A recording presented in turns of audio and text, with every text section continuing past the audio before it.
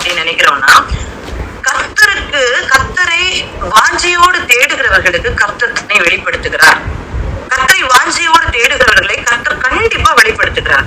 அதற்கு நம்ம எடுத்துக்கொண்ட அதிகாரம் என்னன்னா, அப்போஸ்தலர் 8ஆம் அதிகாரத்தை முதலாவது எடுத்துக்கொள்வோம். சரியா? அப்போஸ்தலர் 8ஆம் அதிகாரம்.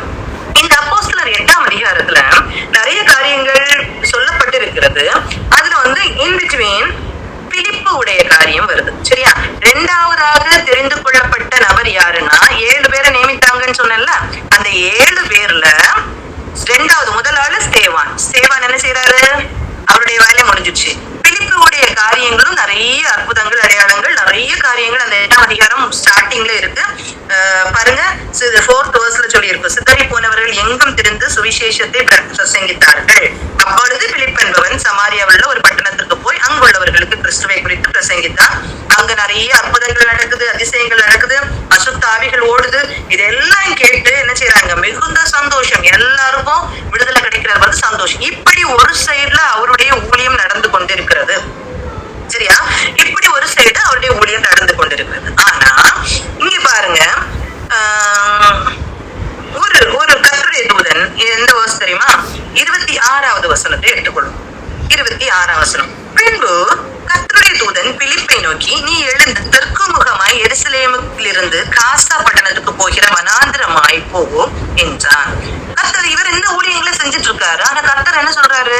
கர்த்தருடைய தூதன் என்ன சொல்றாரு? பிலிப்பை நோக்கி, தெற்கு முகமாய் எருசலேமில் இருந்த காசா பட்டணத்துக்கு வனாந்திரமாய் இருக்கிற இடத்துக்கு நீ போ, வனாந்திரமான இடத்துக்கு போ அப்படின்னு சொல்றாரு. இங்க நிறைய அற்புதங்கள், அடையாளங்கள் நடந்துட்டு இருக்கு. சந்தோஷமாக ஊழியங்கள் அவ்வளவு நடந்துட்டு இருக்கு. கர்த்தர் ஏன் வனாந்திரத்துக்கு போக சொல்றாரு? வனாந்திரம்ங்கிறது ரொம்ப சந்தோஷமான இடமா அப்படின்னு கேட்டா இல்ல. ஈஸியா ரொம்ப நம்ம எல்லாம் என்ஜாய் பண்ற இடமான்னு கேட்டா இல்ல. ஆனா கர்த்தர் வனாந்திரத்துக்கு போ சொல்றாரு. ஏன் தெரியுமா போ சொல்றாரு? அங்க ஒரு மனுஷன் கர்த்தரை தேடி கொண்டு இருக்கிறான், கர்த்தரை அறியணும்னு சொல்லி வாஞ்சையோடு இருக்கிறான். அதுதான் காரியம். பாருங்க, அந்தபடி அவன் எழுந்து போனான். அப்பொழுது எத்தியோப்பியருடைய ராஜஸ்திரியாகிய கந்தாகே என்பவளுக்கு மந்திரியும் அவளுடைய பொக்கிஷம் எல்லாவற்றிற்கும் தலைவனுமாயிருந்த எத்தியோப்பியன் ஆகிய ஒருவன் பணிந்து கொள்ளும்படி எருசலேமுக்கு வந்திருந்து, இந்த எத்தியோப்பிய மந்திரி அவர் என்ன செய்யறாருன்னா, ராஜஸ்திரிய காந்தாகே மந்திரி என்ன செய்யறாருன்னா, எருசலேமுக்கு வர்றாரு. எருசலேம்ல எதுக்கு தெரியுமா வருவாங்க? பண்டிகையை ஆசரிக்கிறதுக்கு வருவாங்க, தொழுது கொள்ளுகிறதுக்கு வருவாங்க. அப்போ அந்த எண்ணத்தோடு தான் வராங்க. ஆண்டவரை தொழுது கொள்ள வேண்டும் அப்படிங்கிற வாஞ்சையோடு, அந்த எண்ணத்தோடு தான் இவர் வர்றாரு. வந்துட்டும் இவருக்கு கர்த்தரை பத்தி சரியா தெரியல, இயேசுவை பத்தி சரியா தெரியல, மேசியாவை பத்தி அவருக்கு சரியா தெரியாது.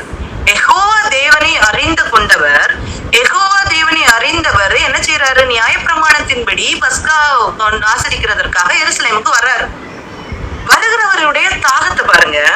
ஊருக்கு திரும்பி போகும்போது தன் ரதத்திலே உட்கார்ந்து ஏசாயா தீர்க்கதரிசியின் ஆகமத்தை வாசித்துக் கொண்டிருந்தான். ரிட்டர்ன் போறாரு அவரு. ரிட்டர்ன் போகும்போது அவருக்கு என்ன ஆசை வந்திருக்கு? பைபிளை வாசிக்கணும், நியாயப்பிரமாண புஸ்தகத்தை வாசிக்கணும்ன்ற ஆசை அவருக்கு. இந்த ஆசைதான் நாம் கர்த்தரோடு ஐக்கியப்படுகிறதற்கும் கர்த்தர் தன்னை வெளிப்படுத்துகிறதற்கும் ஏதுவான ஒரு காரியம். சரியா? இந்த ஆசை நம்ம டிராவல் பண்றோம் இல்லையா? டிராவல் பண்ணும்போது நம்ம ஒரு ஒர்க்கை முடிச்சுட்டு வரும்போதோ, இல்ல ஏதோ ஒரு காரியம் முடிச்சுட்டு வரும்போதோ, இல்ல போகும்போதோ, நம்ம அந்த டிராவலிங் டைமை எப்படி யூஸ் பண்றோம்?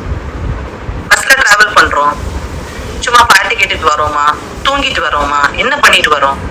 ஆனா இவர் என்ன செய்யறாருங்க? பைபிள் எடுத்து வாசிக்கிறார், நியாயப்பிரமாண புஸ்தகத்தை எடுத்து வாசிக்கிறாரு. ஆனா அவருக்கு புரியுதான்னு கேட்டா புரியல. அதுதான் காரியம். அவருக்கு புரியவே இல்லை. ஆனா வாசிக்கிறார். அவருக்கு வாஞ்ச அறியணும்ன்ற வாஞ்சை இருக்கு. அவருக்கு அறியணும்ன்ற வாஞ்சை இருக்குது. உடனேதான் ஆவியானவர் பாக்குறாரு, இங்க ஒரு மனுஷன் தாகத்தோடு என்ன அறிந்து கொள்ளணும், இயேசு அறிந்து கொள்ளணும், யாரு அப்படின்னு அறிந்து கொள்ளணும்னு வாசிச்சுட்டு இருக்காரு. ஆனா அவருக்கு புரிய மாட்டேங்குதே. கர்த்தருக்கு அவ்வளவு பாரம். ஒரு ஆத்மாவை குறித்து கர்த்தருடைய பாரம்னா எவ்வளவு தெரியுமா? ஒரு ஆத்மா பரலோகத்துக்கு போனோம்னா கர்த்தருடைய பாரம் எவ்வளவு தெரியுமா? அது புரிந்து கொண்டால் நமக்கு தெரியும். ஒரு ஆத்மாவுக்காக கர்த்தர் தலைகீழ நிக்கிறாரு தெரியுமா? அதே மாதிரிதான் இங்க நிக்கிறார். ஒரு ஆத்மா அந்த வசனத்தை வாட்சி கொண்டே இருக்குதுன்னு சொல்லிட்டு ஆவியானவர் சொல்றார், நீ போய் அந்த ரதத்துடனே சேர்ந்து கொள் என்று பிலிப்புடனே சொன்னார். கர்த்தருக்கு அற்புதம் செய்யறதோ அடையாளம் செய்யறதோ ஒரு கஷ்டமான வேலையே கிடையாது தெரியுமா? என்னன்னாலும் கர்த்தர் செஞ்சிருவாரு. ஆனா ஒரு மனுஷன் மனசார கர்த்தரை துதிக்கணும், மனசார கர்த்தரத்துல அன்பு செலுத்தணும்னா அவர் கட்டாயப்படுத்தவே மாட்டார்.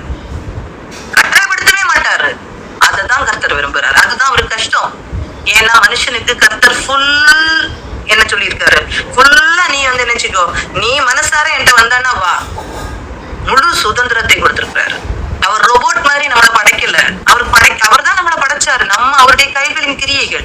ஆனா முழு மனசோடு நீ வரணும், முழு மனசோடு வரணும். அதுதான் கர்த்தர் எதிர்பார்க்கிறாரு தெரியுமா? கர்த்தர் எதிர்பார்க்காதுதான். அதனாலதான் அவருக்கு மனுஷர்களை மீட்டுக் கொள்ளுகிறதற்கு அவ்வளவு கடினமான பாதை அவர் எடுத்துக்கொண்டார். அவ்வளவு கடினமான பாதை. யோசிச்சு பாருங்க. எல்லாமும் அவருக்காக படைக்கப்பட்டது, அவருக்கென்று படைக்கப்பட்டது. ஆனா அப்படிப்பட்ட தேவன் இந்த உலகத்துல வந்து நமக்காக வாழ்ந்து காட்டி, உண்மையிலே ரொம்ப யோசிச்சோம். நம்ம இந்த கிறிஸ்துமஸை கொண்டாடி கொண்டிருக்கிறோம். நம்ம யோசிச்சா தெரியும், அந்த கற்ப வேதனைப்படுகிற அவருடைய தாய் எவ்வளவு அலைஞ்சிருப்பாங்க. யோசிச்சு பாருங்க. நம்ம இன்னைக்கு ஒரு கற்ப வேதனைப்படுகிற ஒரு ஸ்திரீ அலைஞ்சா நம்ம சொல்றோம், ஐயோ இவ்வளவு கஷ்டம் அப்படின்னு சொல்றோம். ஆனா இயேசுவின் தாய் அலையலையா? அலைஞ்சிருக்காங்க. ஆண்டவருக்கு இது கண்ணு தெரியலையா நம்ம சொல்லுவோம். ஆனா இயேசுவின் தாய் அலைஞ்சிருக்காங்கன்னா அலைஞ்சிருக்காங்க.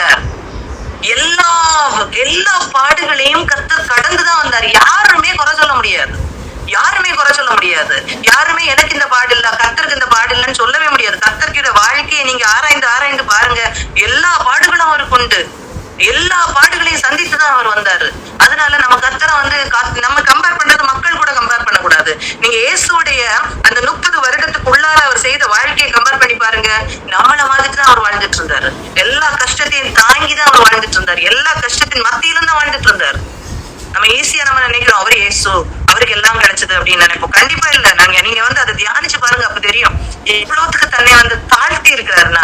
ஒரு தேவன் மனுஷனாக வந்து கார்பெண்டர் வேலை செய்து தன்னுடைய வாழ்க்கையை ஓட்டணும்னா, தன்னுடைய குடும்பத்தை ஓட்டணும்னா யோசிச்சு பாருங்க எவ்வளவு கஷ்டம்னு. எவ்வளவு கஷ்டத்தை அவர் தாண்டி வந்திருப்பாருன்னு யோசிச்சு பாருங்க. ஈஸியா நம்ம சொல்லிடுறோம். ஆனா ஈஸியா சொன்னாலும் நம்ம வந்து அது ரொம்ப வந்து ஒரு கடினமான பாதை. ஏன்னா ஏன் அவர் அதை தெரிந்து கொண்டாருன்னா, இந்த உலகத்துல அப்படிப்பட்ட பாதைகள் உண்டு அப்படிங்கிறது கர்த்தருக்கு தெரியும். தான் போன பாதைகளை பின்பற்றி வருகிறவர்கள் தான் என்ன செய்வாங்க, கரெக்டா அங்க வந்து சேருவாங்கன்றது கர்த்தருக்கு தெரியும். சரியா? அதனாலதான் அவர் என்ன செய்யறாரு, என்னுடைய அடிச்சுவடுகளை பின்பற்றி வாருங்கள்னு சொல்றாரு. யாருனாலும் இயேசு எக்ஸாம்பிளா எடுத்துக்கலாம். அவ்வளவு பாடுகள் அவர் பட்டிருக்காரு. அவர் அவ்வளவு தேவ புத்திரனா இருந்தும் மனுஷனாக வந்து அவ்வளவு பாடுதலை பட்டிருக்கிறார். தான் முக்கியம். அப்ப அவர் சொல்றாரு, ஆவியானவர் நீ போய் அந்த ரதத்துடனே சேர்ந்து கொள் என்று பிலிப்புடனே சொன்னார். இங்க ஊழியம் ரொம்ப நல்லா செஞ்சுட்டு இருக்க ஒரு ஊழியம். அவரை கொண்டு வனாந்திரத்துல அனுப்பிட்டாரு. அப்பொழுது பிலிப்பு ஓடி போய் சேர்ந்து அவன் ஏசாயா தீர்க்கதரிசியின் ஆகமத்தை வாசிக்கிறதை கேட்டு, நீர் வாசிக்கிறவன் கருத்து உமக்கு தெரியுமா என்றார். கேளுங்க, இதுதான் முக்கியம். நீங்க வாசிச்சுட்டு இருக்கீங்க இல்ல, இந்த கருத்து உங்களுக்கு தெரியுதா அப்படின்னு கேட்கிறாரு. கேட்ட உடனே அவர் என்ன சொல்றாரு, அதற்கு அவன், ஒருவன் எனக்கு தெரிவிக்காவிட்டால் அது எனக்கு எப்படி தெரியும் என்று சொல்லி பிலிப்பு ஏறி தன்னோட உட்காரும்படி அவனை வேண்டிக் கொண்டான். நிறைய பேர் சொல்றதை கேட்டிருக்கோம். வாசிச்சா ஒண்ணுமே புரியல. ஆனா வாசிச்சா ஒண்ணுமே புரியலன்னு சொல்லி மூடி வச்சா புரியாது. ஆனா வாசிச்சா ஒண்ணுமே புரியலையே ஆண்டவரே சொல்லித்தாங்கன்னு கேட்டா யாரையாவது கர்த்தர் கொண்டு வந்து சொல்லி தருவார். நிறைய டவுட்ஸ் நீங்க பாருங்க, நீங்க பைபிள வாசிச்சு பாருங்க, நிறைய டவுட்ஸ் எழும்பும். அந்த இடத்துல அப்படியே வச்சுட்டு ஆண்டவரே சொல்லித்தாங்கன்னு கேட்கும் போது பாருங்க, சீக்கிரத்துல நம்ம அவ்வளவு வாஞ்சியோட இருப்போம். ஆனால் அடுத்து நம்ம எங்க மெசேஜ் கேட்கிறோமோ அந்த இடத்துல கர்த்தர் என்ன செய்வாருன்னா, யாரையாவது வச்சு அந்த வார்த்தையை நமக்கு பேசுவாரு, இல்ல நமக்குள்ளால பேசுவாரு. நமக்கு அனுபவத்துல கர்த்தர் கொண்டு வர. இது நிச்சயம் தெரியுமா? இதை நீங்க அனுபவிச்சு பார்த்தா தெரியும். எங்க நமக்கு டவுட் வருதோ அது வாஞ்சியோட அறியணும். மூடி வச்சா இல்ல, அது வாசிக்கும் போது நமக்கு உள்ளாலே அது உறுத்தப்படும். ஐயோ இது அறியணுமே, இது ஏன் இப்படி போட்டிருக்கு, அந்த மாதிரி ஒரு வாஞ்சி நமக்குள்ளால இருக்குமானால் யார வச்சாது கண்டிப்பா கர்த்தர் யார வைத்தா அது கொண்டு. இந்த பைபிள்ல சொல்லி இருக்குல்ல, இந்த மந்திரி தனியா வனாந்திரத்துல அவர் தொழுது கொண்டு போறாரு. பிலிப்பு ஊழியம் செய்துட்டு இருந்த பிலிப்பை கொண்டு போய் கர்த்தர் என்ன செய்யறாரு, அவரோட இணைக்கிறாரு. எவ்வளவு கர்த்தர் அப்ப எவ்வளவு ஒரு ஆத்மாவுக்காக பாடுபடுறாருன்னு பாருங்க. ரொம்ப முக்கியமான காரியம் தெரியுமா? அவ்வளவுக்கு அவர் பாடுபடுறாரு. அதற்கு அவன் ஒருவன் தெரிவிக்காவிட்டால் எப்படி தெரியும்? உடனே அவர் சொல்றாரு, அவன் வாசித்த வேத வாக்கியம் என்னவென்றால், அவர் ஒரு ஆட்டை போல் அடிக்கப்படுவதற்கு கொண்டு போகப்பட்டார். பயிர் கத்திரிக்கிறவனுக்கு முன்பாக சத்தமிடாத இருக்கிற ஆட்டுக்குட்டியை போல அவர் தமது வாயை திறவாதிருந்தார். இதெல்லாம் யார பத்தின ஒரு வாக்குத்தத்தம், ஒரு தீர்க்க தரிசனம்? இயேசுவை பத்தின தீர்க்க தரிசனம். இவருக்கு இயேசுவை தெரியாது, மேசியாவை ஏற்றுக்கொள்ளாதவர், அந்த கூட்டத்தை சேர்ந்தவர். அப்போ இவர் சொல்லி கொடுக்குறாரு, அவர் தான் மேசியா, அவர் தான் இயேசு, அவரை எல்லாரும் கொன்னுட்டாங்கல்ல, சிலுவையில அறைந்தாங்கல்ல, அவர் உயிர் தெழுந்தாருல, இந்த காரியத்தை எல்லாம் அவர் சொல்லி கொடுக்குறாரு. இது எல்லாத்தையும் சொல்லி கொடுக்கும் போது அவர் என்ன செய்யறாரு, ஏற்றுக்கொள்ளுகிறாரு. ஓகே, அப்ப இவர் தான் கிறிஸ்துவா, அப்ப நம்ம அவரை ஏற்றுக்கொள்ளணுமா அப்படின்னு சொல்லிட்டு இவருக்குள்ளால ஒரு தாட் வருது. இவர் அதை ஏற்றுக்கொள்கிறாரு. ஏற்றுக்கொண்டுட்டு எப்பவுமே கர்த்தருடைய அந்த கூட்டத்துல சேர்த்துக் கொள்ளப்படுகிறவர்களுடைய ஒரு அடையாளம் தான் என்னன்னா ஞானஸ்தானம் பெற்றுக்கொள்ளுதல். கர்த்தருடைய கூட்டத்துலதான் நம்ம பரம்பரையா கிறிஸ்தவர்களா வருகிறவர்கள் எல்லாம் கர்த்தருடைய கூட்டத்துல இருக்கிறார்கள்னு சொல்லக்கூடாது. சொல்லிட்டு இருந்தோம்னா நம்மை ஏமாற்றி கொண்டிருக்கிறோம். பரம்பரை கிறிஸ்தவர்களா இருக்கிறவர்கள் தேவனுடைய கூட்டத்துல உண்டான்னு கேட்டா, ஏதோ கர்த்தர் கிருபையா எல்லாருக்கும் நன்மைகளை கொடுக்கிற மாதிரி கர்த்தர் கொடுக்கிறார், பெற்றுக்கொண்டு அதுல சாட்டிஸ்ஃபை ஆகிற காரியம் அல்ல. கர்த்தருக்காக நிற்கணும், கர்த்தரை இன்னும் அறியணுங்கிற வாஞ்சை. நம்ம இந்த கூடுகையில அந்த வாஞ்சை இருக்கிறதுனாலதான் வந்திருக்கிறோம், நான் இல்லைன்னு சொல்லல. ஆனா எந்த லெவல்ல நம்ம இருக்கிறோமோ அந்த லெவலை விட இன்னும் வளரணும். ஏன்னா கர்த்தருடைய அன்பின் ஆழம், அகலம், நீளம், உயரம் என்னங்கிறத நம்ம உண்மையிலேயே புரிஞ்சு கொள்ளவே முடியாதுன்னு தான் வசனம் சொல்லுது. நம்ம புரிந்து கொள்ள நம்ம ட்ரை பண்ணிட்டே இருக்கணும், நம்ம அறிந்து கொள்ள ட்ரை பண்ணிட்டே இருக்கணும். அப்ப இங்க அந்த மந்திரிக்கு சொல்லப்படுது, இந்த பாருங்க, நம்ம ஆண்டவரை ஏற்றுக்கொண்டோம் அப்படின்னா, கர்த்தருடைய கூட்டத்துல சேர்க்கப்படுகிறோம் அப்படின்னா என்ன செய்யணும், ஞானஸ்தானம் பெற்றுக்கொண்டு சேர்த்துக் கொள்ளப்படணும். இந்த சுவிசேஷத்தை எல்லாம் அவர் என்ன செய்யறாரு, சொல்லி கொடுக்குறாரு இல்லையா? இது குறித்து சொல்லி எல்லாம் சொல்லி கொடுக்குறாரு. இயேசுவை குறித்து சொன்னதுன்னு பிரசங்கித்தார். இவ்விதமாய் அவர்கள் வழிநடந்து போகையில் தண்ணீர் உள்ள ஒரு இடத்திற்கு வந்தார்கள். அப்பொழுது மந்திரி, இதோ தண்ணீர் இருக்கிறதே, நான் ஞானஸ்தானம் பெறுகிறதற்கு தடை என்ன? தண்ணி இருக்குது இல்ல, நீங்க தானே சொன்னீங்க கர்த்தருக்கு உண்மையா ஒப்பு கொடுத்தீங்கன்னா நீங்க ஞானஸ்தானம் பெற்று ஞானஸ்தானம் பண்ணப்பட்டு உடன்படிக்கை பண்ணப்பட்டு கர்த்தருடைய கூட்டத்துல சேர்த்துக் கொள்ளப்படணும் அப்படின்னு சொல்லிட்டு நீங்க சொன்னீங்க இல்லையா?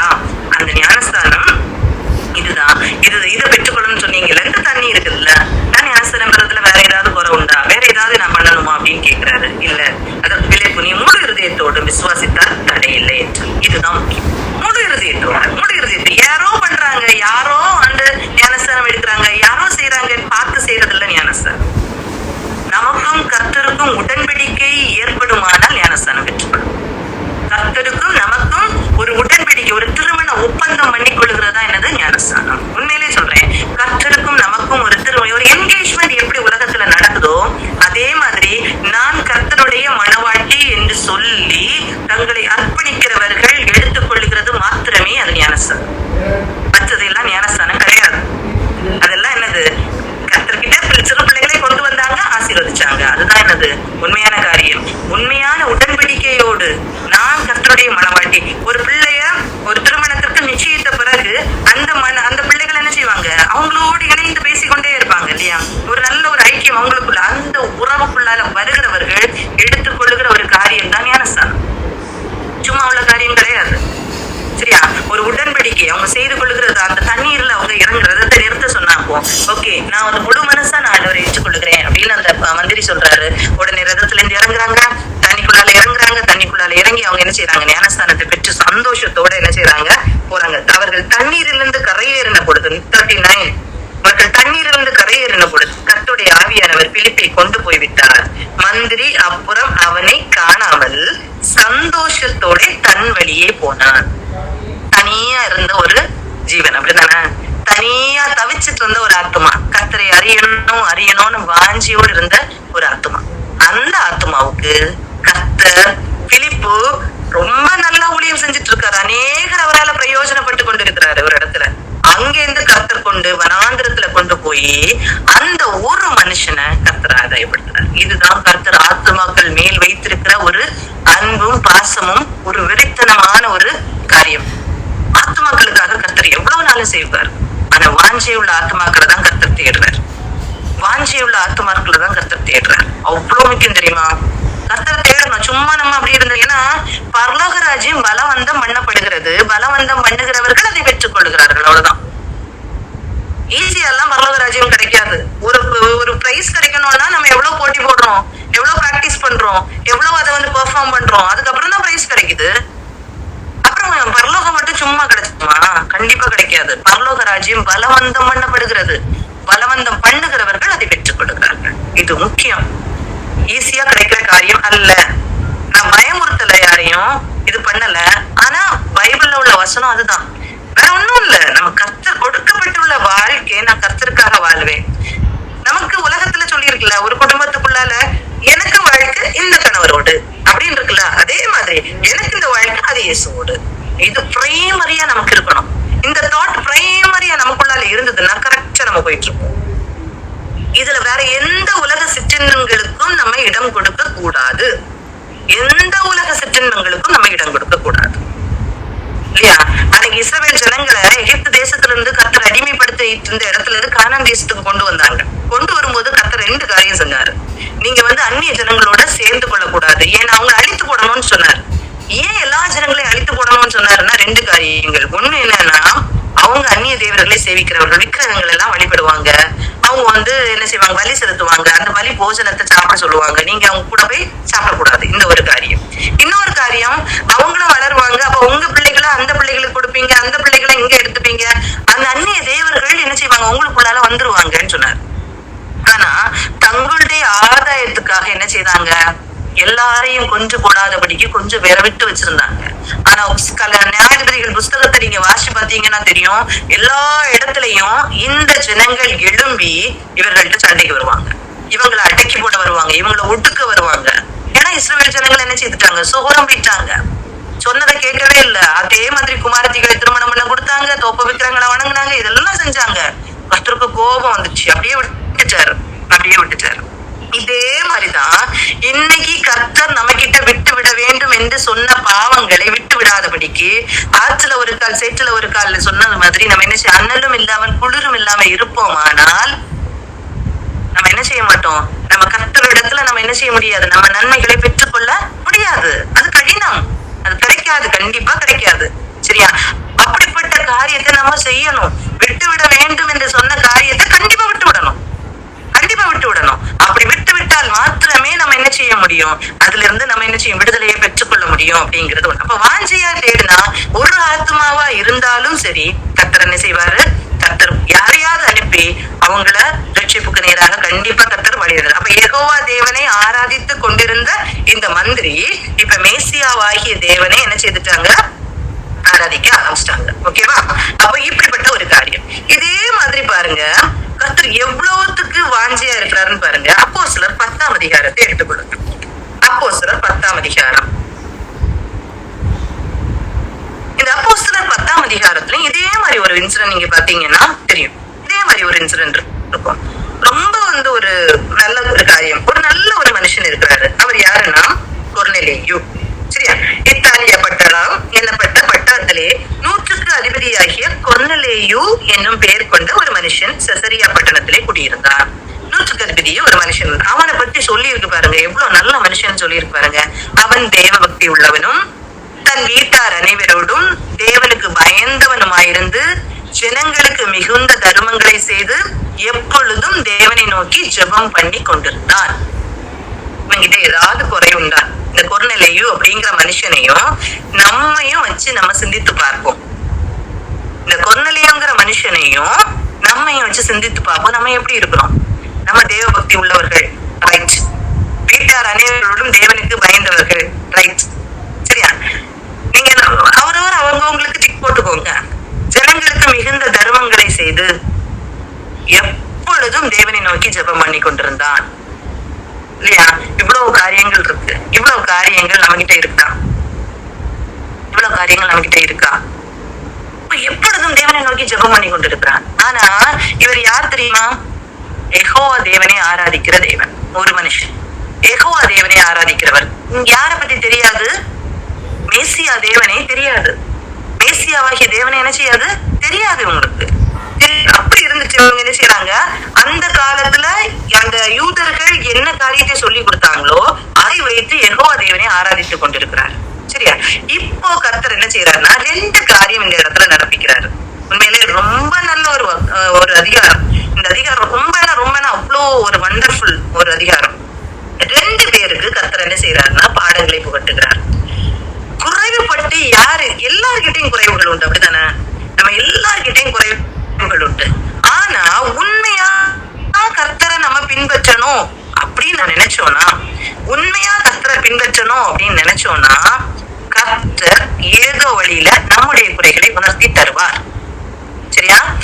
நம்ம உண்மையான இருதயத்தோடு, முழு இருதயத்தோடு நம்முடைய தவறுகள் எது இருந்தாலும், ஆண்டவரே எனக்கு சொல்லித்தாங்க, அக்செப்ட் பண்ணிக்கிறேன் ஆண்டவரே, என்னை திருத்திக் கொள்ளுகிறேன் ஆண்டவரே என்ற எண்ணத்தோடு நாம் இருப்போமானால் நம்முடைய தவறுகளை உணர்த்தி தருகிற தேவன். சரியா? இததான் நம்ம இந்த இடத்துல கற்றுக்கொள்ள போறோம். இதான் தாகத்தோடு ஆண்டவர் எப்படியாவது நம்ம கிட்ட குறைகள் உண்டு, எல்லார்கிட்டையும் குறைகள் உண்டு. அந்த குறைகளை ஆண்டவரே நீங்க சொல்லி தந்தீங்கன்னா நான் மாற்றுறதுக்கு ரெடி அப்படிங்கிற அந்த இருதயத்தோடு நம்ம கர்த்தரை பார்த்தோம்னா கண்டிப்பா நம்முடைய ஒவ்வொரு குறைகளையும் கர்த்தர் என்ன செய்வாரு? சொல்லி தருவாரு. யாரும் பெர்ஃபெக்ட் கிடையாது இந்த உலகத்துல. நம்ம பெர்ஃபெக்ட் பியூரிஃபை ஆயிட்டே நம்ம பூரணப்படுகிறதற்காக தான் இந்த இடத்துல நம்ம கர்த்தரோடு நம்ம வாழ்ந்து கொண்டு இருக்கிறோம் இல்லையா? பூரணப்பட்டுதான் நம்ம என்ன செய்ய முடியும்? பரலோகத்துல போய் மகிமையான அனுபவத்தை பெற்றுக் கொள்ள முடியும். அந்த பூரணத்துக்கு நேராக அவங்க நம்ம கடந்து போகிறோம். ஏன்னா நம்ம இங்க கூடி இருக்கிறோம்னா கர்த்தரை அறியாம இல்ல, கர்த்தரை தேடாம இல்ல, எல்லாம் தான். ஆனா அந்த பூரணம் நமக்கு வேணும். அந்த பூரணத்தை நோக்கி நம்ம கடந்து போய் கொண்டிருக்கிறோம். அந்த பூரணம் நமக்கு வேணும்னா எதுனாலும் கர்த்தாவே நீங்க சொல்லுங்க, நான் மாத்திக்கிறேன் அப்படிங்கிற மைண்ட் நமக்கு வேணும். இந்த மைண்ட் நமக்குள்ளால இருக்குமானால் கர்த்தர் நம்மோடு பேச முடியும். இல்லைன்னா பேச முடியாது. நிச்சயமா சொல்றேன், இந்த இருதயம் இல்லாம கர்த்தர் நம்மோடு பேச முடியாது. ஏன்னா நமக்குன்னு ஒண்ணு செட் பண்ணி வச்சிருப்போம். we are right அப்படின்னு நம்ம இருந்தோம்னா, நம்முடைய சுயநீதியோடு நம்ம இருந்தோம்னா கர்த்தர் நம்மோடு இடைப்பட முடியாது. அது நிச்சயம். ஆனா ஆண்டவர் என்ன நீங்க சொன்னாலும் நான் மாத்திக்கிறேன் ஆண்டவரே அப்படிங்கிற மைண்ட் செட் நமக்குள்ளார இருக்குமானால் கண்டிப்பா கர்த்தர் யாரையாவது வைத்து என்ன செய்வாரு? நமக்கு சொல்லி தருவார். யாரையாவது வந்து நமக்கு என்ன செய்வாரு? சொல்லி தருவார். அந்த மைண்ட் நமக்கு கண்டிப்பா வேணும். அதுதான் முக்கியம். சரியா? இப்போ 3வது வசனத்தை பாருங்க. பகலில் ஏறக்குறைய 9ஆம் மணி நேரத்தில் தேவனுடைய தூதன் தன்னிடத்தில் வரவும் கொர்நேலியுவே என்று அழைக்கவும் பிரத்யட்சமாய் தரிசனம் கண்டு, கர்த்தர் தரிசனம் கொடுக்கிறாரு இல்லையா? அப்போ தரிசனம் கொண்டு அவனை உற்று பார்த்து பயந்து, ஆண்டவரே என்ன என்று கேட்டான். அவனை இது பண்ண உடனே அவர் என்ன செய்யறாரு? பயந்து என்ன ஆண்டவரே அப்படின்னு சொல்லிட்டு கேட்கிறாரு. ஏதோ ஒரு காரியம் கேட்கிறாரு. உன் ஜெபங்களும் உன் தர்மங்களும் தேவனுக்கு நினைப்பூட்டுதலாக அவர் சன்னதியில் வந்துட்டு இருக்கிறது. இவர் என்ன செய்யறாருன்னா, இந்த 100க்கு அதிபதியதான் ஒரு இடத்துல சொல்லியிருப்பாங்க. அவர் தன்னுடைய ஒரு ஊழியக்காரனுக்காக இயேசு கிட்ட போய் ஜெபிக்கும் போது சொல்லுவாங்க, அவன் நமக்கு வந்து ஆலயங்களை எல்லாம் கட்டி தந்திருக்காரு, அவருக்கு நீங்க சரி பண்ணி இவங்க கொடுக்கலாம் அப்படின்னு சொல்லிட்டு இயேசு கிட்ட என்ன சொல்லுவாங்கன்னா, நீங்க செய்து கொடுக்கலாம் அப்படின்னு சொல்லிட்டு பரிந்து பேசுவாங்க. அது இவர் தான் அப்படின்னு சொல்லிட்டு சொல்லப்படுது. சரியா? அப்படி நிறைய காரியங்களை அவர் செஞ்சிருக்காரு. நன்மையான நிறைய காரியங்களை அவர் செஞ்சிருக்காரு. ஏன்னா 100க்கு அதிபதி, அவர் நிறைய பணம் படைத்தவரா இருந்திருக்கலாம். எல்லாமே அவர் என்ன செய்யறாரு? சொல்றாரு. இப்போ இவர் சொல்றாரு, ஆனா இவர்கிட்ட ஒரு குறை இருக்கு. என்ன குறை? உண்மையான தேவன் யாருன்னு அவருக்கு அறிய தெரியல. அவருக்கு தெரியல. சோ கர்த்தர் என்ன செய்யறாருன்னா, இப்போது நீ யோப்பா பட்டணத்துக்கு மனுஷரை அனுப்பி பேதுரு என்னும் மறுபேர் கொண்ட சீமோனை அழைப்பி, அவன் தோல் பதனிட்டுகிறவனுடைய சீமோன் என்னும் ஒருவனிடத்திலே தங்கி இருக்கிறான். அவனுடைய வீடு கடலோரத்தில் இருக்கிறது. நீ செய்ய வேண்டியதை அவன் உனக்கு சொல்லுவான். வேற ஒண்ணும் இல்ல. என்ன சொல்லியிருக்கு? நீ போய் பேதுரு அப்படின்னு சொல்லிட்டு ஒரு மனுஷன் இருக்கிறான், இந்த இடத்துல இருக்கிறான், இந்த வீட்டுல இருக்கிறான், நீ ஆள் அனுப்பி அவனை கூட்டிட்டு வா.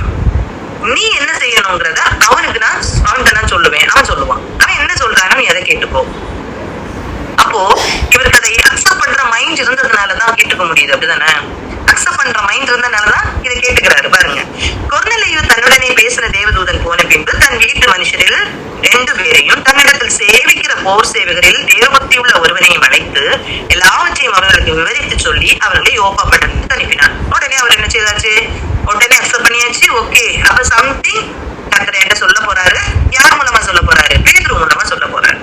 சோ நான் என்ன செய்யணும்? அக்செப்ட் பண்ணிக்கணும். அந்த இருதயத்தோட அனுப்புறாரு. தேவபக்தி உள்ள மக்களே அனுப்புறாரு. ஏன்னா அப்படிப்பட்டவங்க தான் ஞானமா போய் பொறுமையா போய் அவரை கூட்டிட்டு வர முடியும் இல்லையா? மறுநாளிலே அவர்கள் பிரயாணப்பட்டு அந்த பட்டணத்துக்கு சமீபித்து வருகையில் பேதுரு 6 மணி நேரத்திலே ஜெபம் பண்ணும்படி மேல் வீட்டில் ஏறினார். பேதுரு என்ன செய்யறாருன்னா, ஜெபம் பண்றதுக்கு போறாரு. இதுதான் கர்த்தர் இடைப்படுகிற காரியம். ஒரு காரியம் நடக்கணும் அப்படின்னா கர்த்தர் வந்து 2 பேர்கிட்ட பேசுறாரு. ஒரே காரியத்தை 2 பேர்கிட்ட. ஒரே இன்சிடென்ட் நடக்குது இல்லையா? கொர்நேலியு கிட்டையும் பேசுறாங்க, பேதுரு கிட்டையும் பேசுறாரு. கொர்நேலியு கிட்ட யார பத்தி பேசுறாங்க? பேதுருவை பத்தி பேசுறாங்க. பேதுருவுக்கு ஒரு தரிசனத்தின் மூலம் பேசுறாரு. பேசி புரிய வைக்கிறாரு. அவனுடைய தவறை புரிய வைக்கிறாரு. என்ன புரிய வைக்கிறாருன்னு பாருங்க. இவருக்கு பசியா இருக்கு. இவர் வந்து சாப்பிடணும்னு நினைக்கிறாரு. சரி, இப்ப சாப்பிடறதுக்கு இல்ல. உடனே அவர் என்ன செய்யறாரு? அதை ரெடி பண்ண டைம்ல நம்ம போய் ஆண்டவரோட ஜெபம் பண்ணுவோம் அப்படின்னு சொல்லிட்டு இருக்காரு. பசியா இருக்கிற நேரத்துல நம்ம ஜெபம் பண்ணுவோமா இல்ல எரிச்சல் படுவோமா? இல்லையா? சரி, ஓகே. நம்ம இப்ப ஜெபம் பண்றாங்க, ஜெபம் பண்ண அவர் போயிச்சாரு. ஓகே, அவர் பெரிய பரிசுத்தவான் போயிச்சாரு. ஆனா அவருக்குள்ளால ஒரு எண்ணம் இருக்கு, ஒரு தவறான எண்ணம் இருக்கு. இப்ப என்னன்னா அதை எக்ஸ்பிளைன் பண்றாரு. வானம் திறந்திருக்கிறதாவும் 4 முனைகளும் கட்டப்பட்டிருக்கிற பெரிய துப்பட்டியை போல ஒரு விதமான கூடு தன்னிடத்தில் இறங்கி தரையில் விடப்பட்டிருக்கிறதாகவும் அதிலே பூமியில் உள்ள சகல விதமான 4 கால் ஜீவன்களும் காட்டு மிருகங்களும் ஊரும் பிராணிகளும் ஆகாயத்து பறவைகளும் இருக்கிறதாகவும் கண்டார். எல்லா ஜீவன்களும், எல்லா மிருக ஜீவன்கள், எல்லா காரியங்களும் இங்க இருக்கு, அதுல இருக்குது. அல்லாமலும் பேதுருவே எழுந்திருந்து அடித்து புசி என்று அவனுக்கு சொல்லும் ஒரு சத்தம் உண்டாயிடுச்சு. இவர் பசியோட இருக்கிறாரு, இவர்கிட்ட என்ன சொல்றாரு? அடித்து புசி. இவர் அடித்து புசி அப்படின்னு சொன்ன இவர் என்ன சொல்றாரு பாருங்க. அதற்கு பேதுரு, அப்படி அல்ல ஆண்டவரே, தீட்டும் அசுத்தமுமான யாதொன்றையும் நான் ஒரு காலம் புசித்ததில்லை. இவர் என்ன சொல்றாரு? இவருக்கு ஒரு தரிசனத்தை காட்டுறாரு. ஏன்னா இவருக்கு புரிய வைக்கிறாரு கர்த்தர். என்ன செய்யறாரு? எல்லா அசுத்தமான ஜந்துக்கள் எல்லாமே இருக்கு. இவர்கிட்ட நீ பசியா இருக்கெல்லாம் சாப்பிடு அப்படின்றாரு. இப்ப சாப்பிடு அப்படின்னு சொல்லும் போது இவர் என்ன சொல்றாரு? இல்ல ஆண்டவரே, நான் சாப்பிட மாட்டேன், ஏன்னா நான் இப்படி அசுத்தமானதெல்லாம் சாப்பிட்டது இல்ல. பேதுருவுக்கு என்ன வாஞ்சை? கர்த்தர் சொல்றாரு, உன்மேல் என் சபையை கட்டுவேன்னு சொல்லியிருக்காரு. அவர் மூலமாக எத்தனையோ ஜனங்களை கர்த்தரிடத்துல சேர்த்து கொண்டே வர்றாரு. ஒரு மெசேஜ் கொடுத்தா 3000 பேர், அடுத்த மெசேஜ் கொடுத்தா 5000 பேர் சேர்த்து கொள்ளப்பட்டு கொண்டே வருகிறாங்க. இவர் மூலமாக அநேகர் சேர்த்து கொள்ளப்பட வேண்டிய ஒரு காரியம் கட்டாயம் உண்டு. ஆனா இவருக்குள்ளால என்ன ஒரு எண்ணம்னா, கிறிஸ்து யாருக்குதான்? யூதர்களுக்கு தான். நாங்க யூதர்கள், புற ஜாதிகளுக்கு யாரு இல்ல, கிறிஸ்துவ எல்லாம் கொடுக்க முடியாது அப்படிங்கிற ஒரு தாட் இவங்களுக்குள்ளால இருந்துச்சு, பேதுருக்குள்ளால இருந்துச்சு. இந்த தாட்டை கர்த்தருக்கு முறியடிக்கணும். இந்த தாட்டு சரியில்லை அப்படின்னு சொல்லிட்டு கர்த்தருக்கு சொல்லணும். பாருங்க, இவர் சொல்றாரு அதை நான் சாப்பிட மாட்டேன்னு சொல்றாரு. 2ஆம் தரம் வருது, 3ஆம் தரம் வருது. 3 தரம் சொல்லியும் சொன்னப்புறம் அது வானத்துக்கு என்ன செய்து எடுத்துக்கொள்ளப்படுகிறது. 16ஆம் வசனம். அப்பொழுது பேதுரு தான் கண்ட தரிசனத்தை குறித்து தனக்குள்ளே சந்தேகப்படுகிறான். யோசிச்சுட்டே இருக்கேன், இது என்னது அப்படின்னு யோசிச்சுட்டு இருக்காரு. அப்போ கொர்நேலிய வீட்டுல இருந்து ஆள் வருது. ஆள் என்ன சொல்லுது? விசாரித்து, பேதுரு இன்னும் மறுபேற்கொண்ட சீமோன் இங்கே தங்கி இருக்கிறாரா என்று கேட்டார்கள். அப்படி கேட்கும்போது பேதுரு அந்த தரிசனத்தை குறித்து சிந்தனை பண்ணி கொண்டிருக்கையில் ஆவியானவர், இதோ 3 மனுஷர் உன்னை தேடுகிறார்கள், 3 பேர் உன்னை தேடுறாங்க, நீ என்ன செய்ய? அவங்க கூட ஒருவதும் சந்தேகப்பட வேண்டாம், அவர்களுடைய கூட போய். இதுதான் கர்த்தர் பேசுகிற காரியம். இங்கேயும் பேசுறாரு, அங்கேயும் பேசுறாரு, இங்கேயும் பேசுறாரு, அங்கேயும் பேசுறாரு. 2 பேருக்கும் எந்த தீர்க்க தரிசனத்தை குறித்தும் நம்ம எச்சரிக்கையா இருக்கணும், கவனமா இருக்கணும், நிதானித்து அறியணும் அப்படின்னு கர்த்தர் சொல்லி இருக்கிற காரியம் என்னன்னா, ஒரே ஆவியானவர் ஒரு காரியத்தை நடிப்பிக்கணும்னு நினைச்சா அவர் 2 பேர்ட்டையும் பேசுவார். ஏதோ ஒரு விதத்துல கர்த்தர் பேசுவாரு, நமக்கு கன்ஃபார்ம் பண்ணி தருவாரு. அதனால தீர்க்க தரிசனங்களை நம்பி அங்கங்கே ஓடி தெரியாதபடிக்கு நமக்குள்ளால கர்த்தர் பேசுகிறதை நம்ம கவனிக்கணும். நமக்குள்ளாலே கர்த்தர் பேசுறத நம்ம என்ன செய்யணும்? கவனிச்சிருக்கோம். அப்ப பாருங்க, நீ எழுந்து இறங்கி ஒன்றுக்கு சந்தேகப்படாமல் அவருடைய கூட போ, நானே அவர்களை அனுப்பினேன் என்று அவனுக்கு சொன்னான். நான் தான் அனுப்பினேன் அப்படின்னு சொல்லிட்டு சொல்றேன். அப்புறம் பேதுரு, கொர்நேலியும் நான் தன்னிடத்தில் அனுப்பப்பட்ட மனுஷனிடத்துக்கு இறங்கி போய், இதோ நீங்கள் தேடுகிறவன் நான் தான், நான் வந்திருக்கிற காரியம் என்ன, நீங்கள் வந்திருக்கிற காரியம் என்னன்னு கேட்கிறார். அதற்கு அவர்கள் நீதிமானும் தேவனுக்கு பயப்படுகிறவனும் யூத ஜனங்கள் எல்லாராலும் நல்லவர் என்று சாட்சி பெற்றவருமா இருக்கிற கொர்நேலியு என்னும் 100க்கு அதிபதி உம்மை தம்முடைய வீட்டிற்கு அழைப்பித்து உம்மால் சொல்லப்படும் வார்த்தைகளை கேட்கும்படி பரிசுத்த தூதனாலே தேவத்தனமாய் கட்டளை பெற்றார் என்றார். இப்படி கொர்நேலியுக்கு ஒரு தரிசனம் பெற்றிருக்காரு. பேதுருன்னு ஒருத்தர் இருக்காரு, இந்த வீட்டுல இருக்கிறாரு, அவரை கூட்டிட்டு வாங்க, அவர் என்ன சொல்றாரோ அதுபடி நீ செய்யணும்னு எனக்கு சொல்லி இருக்குன்னு சொல்றாரு. அப்பொழுது பேதுரு அவர்களை உள்ளே அழைத்து அவர்களை உபசாரம் பண்ணி மறுநாள்ல அவர்களுடைய கூட புறப்பட்டு போறாங்க. மறுநாள்ல அவங்க போறாங்க. 25th verse பாரு, பேதுரு உள்ளே பிரவேசிக்கிற பொழுது கொர்நேலியு என்ன செய்யறாரு பாருங்க, அவனுக்கு எதிர்கொண்டு போய் அவன் பாதத்துல விழுந்து பணிந்து கொண்டான். கர்த்தர் சொல்லிட்டாருன்னா அதை அக்செப்ட் பண்ணணும் அப்படிங்கிற தாட் பேதுரு அந்த கொர்நேலியுக்குள்ள அவ்வளவு தாழ்மை, பெரிய ஒரு மனுஷன், எல்லாரோட நல்லவர் என்று சாட்சி பெற்றவர், யாரும் குறை சொல்ல முடியாதபடிக்கு வாழ்ந்து கொண்டிருந்த ஒரு மனுஷன், எவ்வளவு தனக்கு ஒரு காரியத்தை கர்த்தர் அனுப்ப போகிறார் அப்படின்னு சொல்லும் போது அவங்க கிட்ட தாழ பணிந்து என்ன செய்யறாங்க? பேதுரு அவனை தூக்கி எடுத்து, எழுந்திரும், நானும் ஒரு மனுஷன் தான் என்றார். அவனுடைய பேசி விலை போய் அநேகர் கூடி வந்திருக்கிறதை கண்டு அவர்களை நோக்கி, அந்நிய ஜாதியனோட கலந்து அவனிடத்தில் போக்கு வரவா இருப்பது யூதனானவனுக்கு விலக்கப்பட்டிருக்கிறது என்று நீங்கள் அறிந்திருக்கிறீர்கள். அப்படி இருந்தும் எந்த மனுஷனையும் தீட்டுள்ளவன் என்றும் அசுத்தன் என்றும் நான் சொல்லாதபடிக்கு தேவன் எனக்கு காண்பித்திருக்கிறார். இதுதான் முக்கியம், இதுதான் காரியம். பேதுருக்கு என்ன ஆசை? பேதுருக்கு என்ன ஆசை? என்ன அவரு உணர்ந்து வச்சிருந்தாரு? பேதுருடைய காரியம் என்னன்னா, ஃபுல்லா அவர் என்ன நினைக்கிறார், யூதருக்கு மட்டும்தான், நாங்க யார் கூட கலக்க கூடாது, புறஜாதிகள் கூட கலக்க கூடாது, நாங்க பெரியவர்கள். இந்த ஜாதி பிரச்சனை இருக்கு இல்லையா, நமக்கு ரொம்ப தெரியல, நிறைய இடங்கள்ல அது இருக்கு இல்லையா, ஜாதி பிரச்சனை. அதே மாதிரி நாங்க யூதர்கள், நாங்க உயர்ந்தவர்கள், நாங்க புறஜாதிகள் கூட போக கூடாது அப்படிங்கிற தாட் எனக்கு இருந்துச்சு. ஆனா கர்த்தர் என்ன செய்தார், எனக்கு உணர்த்தி தந்தாருன்னு சொல்றாரு, நீங்கள் அழைப்பித்த போது நான் எதிர்பார்க்காம வந்தேன் அப்படின்னு. அதற்கு கொர்நேலியு சொல்றாரு, 4 நாளைக்கு முன்னே இந்த நேரத்துல கர்த்தர் எனக்கு சொன்னாரு, அந்த காரியத்தை எல்லாம் சொல்றாரு. அப்போ இத சொல்லிட்டு அப்பொழுது பேதுரு அடுத்து பாருங்க, நீர் வந்து அவர் சொல்லுவார் பாருங்க, அவன் வந்து உன்னிடத்தில் பேசுவான். 32 verseல லாஸ்ட்ல சொல்லிட்டு அவன் வந்து உன்னிடத்தில் பேசுவான் என்றார். அந்தபடியே நான் உடனே உம்மிடத்திற்கு ஆள் அனுப்பினேன், நீர் வந்தது நல்ல காரியம். தேவனாலே உமக்கு கட்டளையிட்ட யாவையும் கேட்கும்படி நாங்கள் எல்லாரும் இப்பொழுது இங்கே தேவ சமூகத்தில் கூடியிருக்கிறோம். கொர்நேலியு என்ன செய்யறாருன்னா, அவருக்கு வீட்டுல உள்ள எல்லாரையும் கூட்டி வச்சு ஏதோ கருத்து சொல்ல போறாரு, நம்ம எல்லாரும் என்ன செய்யணும், ஃபாலோ பண்ணணும். ஏதோ கருத்து சொல்ல போறாரு, நம்ம எல்லாரும் ஃபாலோ பண்ணணும்னு எல்லாரையும் கூட்டி வச்சுட்டு உட்கார்ந்துருக்காரு. அப்பொழுது பேதுரு பேச தொடங்கி சொல்றாரு, தேவன் பட்சபாதம் உள்ளவர் அல்ல. இதுவரைக்கும் அவருக்குள்ள எண்ணம் என்னது, எங்களுக்கு தான், யூதர்கள் விசேஷித்தவர்கள், எங்களுக்கு தான், மற்ற யாருமே இல்லை அப்படிங்கிற ஒரு தாட். கர்த்தர் பாருங்க, உண்மையிலேயே எந்த எளியவர்களையும் கர்த்தரால என்ன செய்ய முடியும்னா அவருக்குள்ளால போய் தங்குவார் கர்த்தர். லாசரு இல்லையா, லாசரு இந்த உலகத்துல ரொம்ப மோசமாக தன்னுடைய வாழ்க்கையை கழித்த மனுஷன் யாருன்னா லாசரு. ஒரு மனுஷனுக்கு உண்ண உணவு, உடுக்க உடை, ஆகாரம், இந்த 3 வேணும் இல்லையா. ஆனா லாசருக்கு அது கூட கிடைக்கல. சாப்பிடுறதுக்கு சாப்பாடு இல்ல, தூங்குறதுக்கு இடம் இல்ல, போடுறதுக்கு ட்ரெஸ் கூட இல்ல. அவ்வளோ விலகீனம், அவ்வளோ காரியம். ஆனா அந்த மனுஷனுடைய பேரை கூட கர்த்தர் என்ன செய்திருக்காரு, ஞாபகப்படுத்தி பைபிள்ல வச்சிருக்காரு. எந்த எளியவர்களுக்கும் கர்த்தர் வந்து என்ன செய்யறாரு, இறங்குகிற தேவன். நம்ம அதான் பார்த்தோமே போன வாரம், எப்தாவுடைய காரியம்.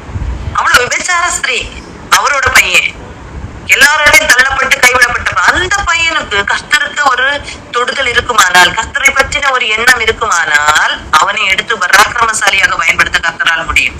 அதே மாதிரிதான் எவ்வளவு எளியவர்களா இருக்கட்டும், எவ்வளவு லோ கேட்டகரியில இருக்கட்டும், எவ்வளவு ஹையா இருக்கட்டும், எல்லாருக்கும் கர்த்தர் பட்சபாதம் உள்ளவர் அல்ல அப்படிங்கறத ஃபர்ஸ்ட் சொல்றாரு. எந்த ஜனத்தினாயிலும் அவருக்கு பயந்திருந்து நீதியை செய்கிறவன் எவனோ அவனே அவருக்கு உகந்தவன் என்றும் நிச்சயமாய் அறிந்திருக்கிறேன். அதுதான் நான் அறிந்திருக்கிறேன்.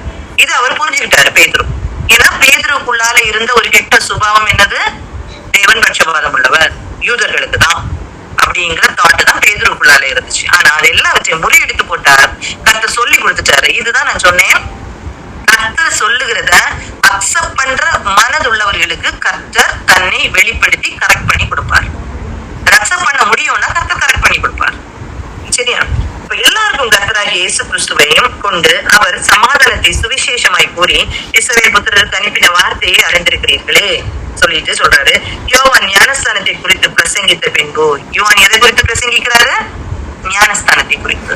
ஏன் தெரியுமா ஞானஸ்தானத்தை குறித்து பிரசங்கிக்கிறாரு, மனம் திரும்பி கிறிஸ்துவை ஏற்றுக்கொண்டால் என்ன எடுத்துக்கொள்ளணும், ஞானஸ்தானத்தை பெற்றுக்கொள்ளணும். ஞானஸ்தானத்தை குறித்து பிரசங்கித்த பின்பு கலிலேய நாடு முதற்கொண்டு யூதேயா தேசம் எங்கும் நடந்த சங்கதி இதுவே. நசரேயனாகிய இயேசுவை தேவன் பரிசுத்தாவியினாலும் வல்லமையினாலும் அபிஷேகம் பண்ணார். தேவன் அவருடனே கூட இருந்தபடியினால் அவர் நன்மை செய்கிறவராகவும் பிசாசின் வல்லமையினால் அகப்பட்ட யாவரை குணமாக்கிறவராகவும் சுற்றித் திரிந்தார். இப்படி எல்லாம் அவர் என்ன செய்யறாரு சொல்றாரு. யூதருடைய தேசத்திலும் எருசலேமிலும் தான் செய்தவை எல்லாவற்றையும் சாட்சிகளா இருக்கிறோம். அவரை மரத்திலே தூக்கி கொலை செய்தார்கள். 3ஆம் நாளில் தேவன் அவரை எழுப்பி பிரத்யட்சமாய் காணும்படி செய்தார். இந்த இயேசுவை பத்தின காரியங்கள் எல்லாம் சொல்லி கொடுக்கிறாரு. ஏன் சொல்லி கொடுக்கணும், இவர் யெகோவா தேவனை ஆராதிக்கிறவர். இவருக்கு கிறிஸ்துவ பத்தி என்ன தெரியல, கிறிஸ்துவ பத்தி தெரியல. சரியா? யெகோவா தேவனை தேவ பக்தியோடு ஆராதிக்கிறவர். அதான் பக்தி உள்ளவர்களை கர்த்தர் தமக்கென்று தெரிந்து கொள்ளுகிறார் அப்படின்னு சொல்லப்பட்டிருக்கும். தெரியுமா? ஒரு வசனம் சங்கீதத்துல இருக்கும், பக்தி உள்ளவர்களை கர்த்தர் தனக்காக தெரிந்து கொள்ளுகிறார். உண்மையா நீங்க பாத்தீங்கன்னா கிறிஸ்டியன்ஸ் தான் நிறைய பேரு, ஆத்துல ஒரு கண் சேத்துல ஒரு கண்.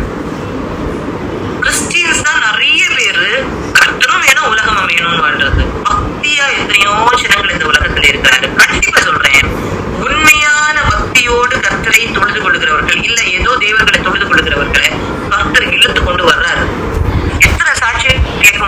தெரியுமா? ஆனா கிறிஸ்டியன்ஸ்ல ரொம்ப அந்த மாதிரி சாட்சிகளை வைராக்கியமா கேட்க முடியாது. ஏன் தெரியுமா கேட்க முடியாது? அவங்க கிறிஸ்துவையும் தெரியும், அவங்க கிறிஸ்துவையும் தெரியும், எல்லாரையும் தெரியும். எங்களுக்கு இதுவும் தெரியும். கிறிஸ்தவர்கள் இன்னைக்கு பேசுற காரியங்களே அப்படிதான். ஏன் எங்களுக்கு தெரியாத ஆண்டவரை? எங்களுக்கும் தெரியும் ஆண்டவரை, எங்களுக்கு தெரியும் ஆண்டவரை அப்படின்னு நம்ம ஈஸியா சொல்லிடுவோம் தெரியுமா? ரொம்ப தப்பு, ரொம்ப தப்பு. கிறிஸ்துவை அறிவுங்கிறது அது ஒரு எல்லை இல்லை. அறிந்து கொண்டே இருக்கணும். எவ்வளவுக்கு அறிகிறோமோ இன்னும் கற்று தந்து கொண்டே இருப்பார், கற்று தந்து கொண்டே இருப்பார். இந்த ஒரு மமதை இன்னைக்கு கிறிஸ்தவர்களுக்குள்ளால உண்டு. நாங்க தான் உண்மையான தேவனை ஆராதிக்கிறோம், சோ எங்களுக்கு எல்லாம் தெரியும், யாரும் எங்களுக்கு சொல்லித்தர தேவையில்லை. இந்த மைண்ட் செட்டோட இருக்கிறவர்கள் நிறைய கிறிஸ்தவர்கள் உண்டு.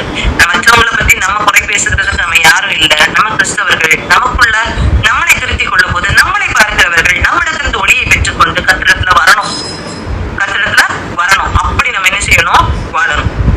அஞ்சியும் அவரே உயிரோடு இருக்கிறவர்களுக்கும் மரித்தோர்களுக்கும் தேவனால் ஏற்படுத்தப்பட்ட நியாயாதிபதி என்று ஜனங்களுக்கு பிரசிக்கவும் சாட்சியாக ஒப்புவிக்கவும் அவர் எங்களுக்கு கட்டளையிட்டார் இப்படின்னு சொல்லிட்டு இருக்கும் போது பாருங்க 44ஆம் வசனம்.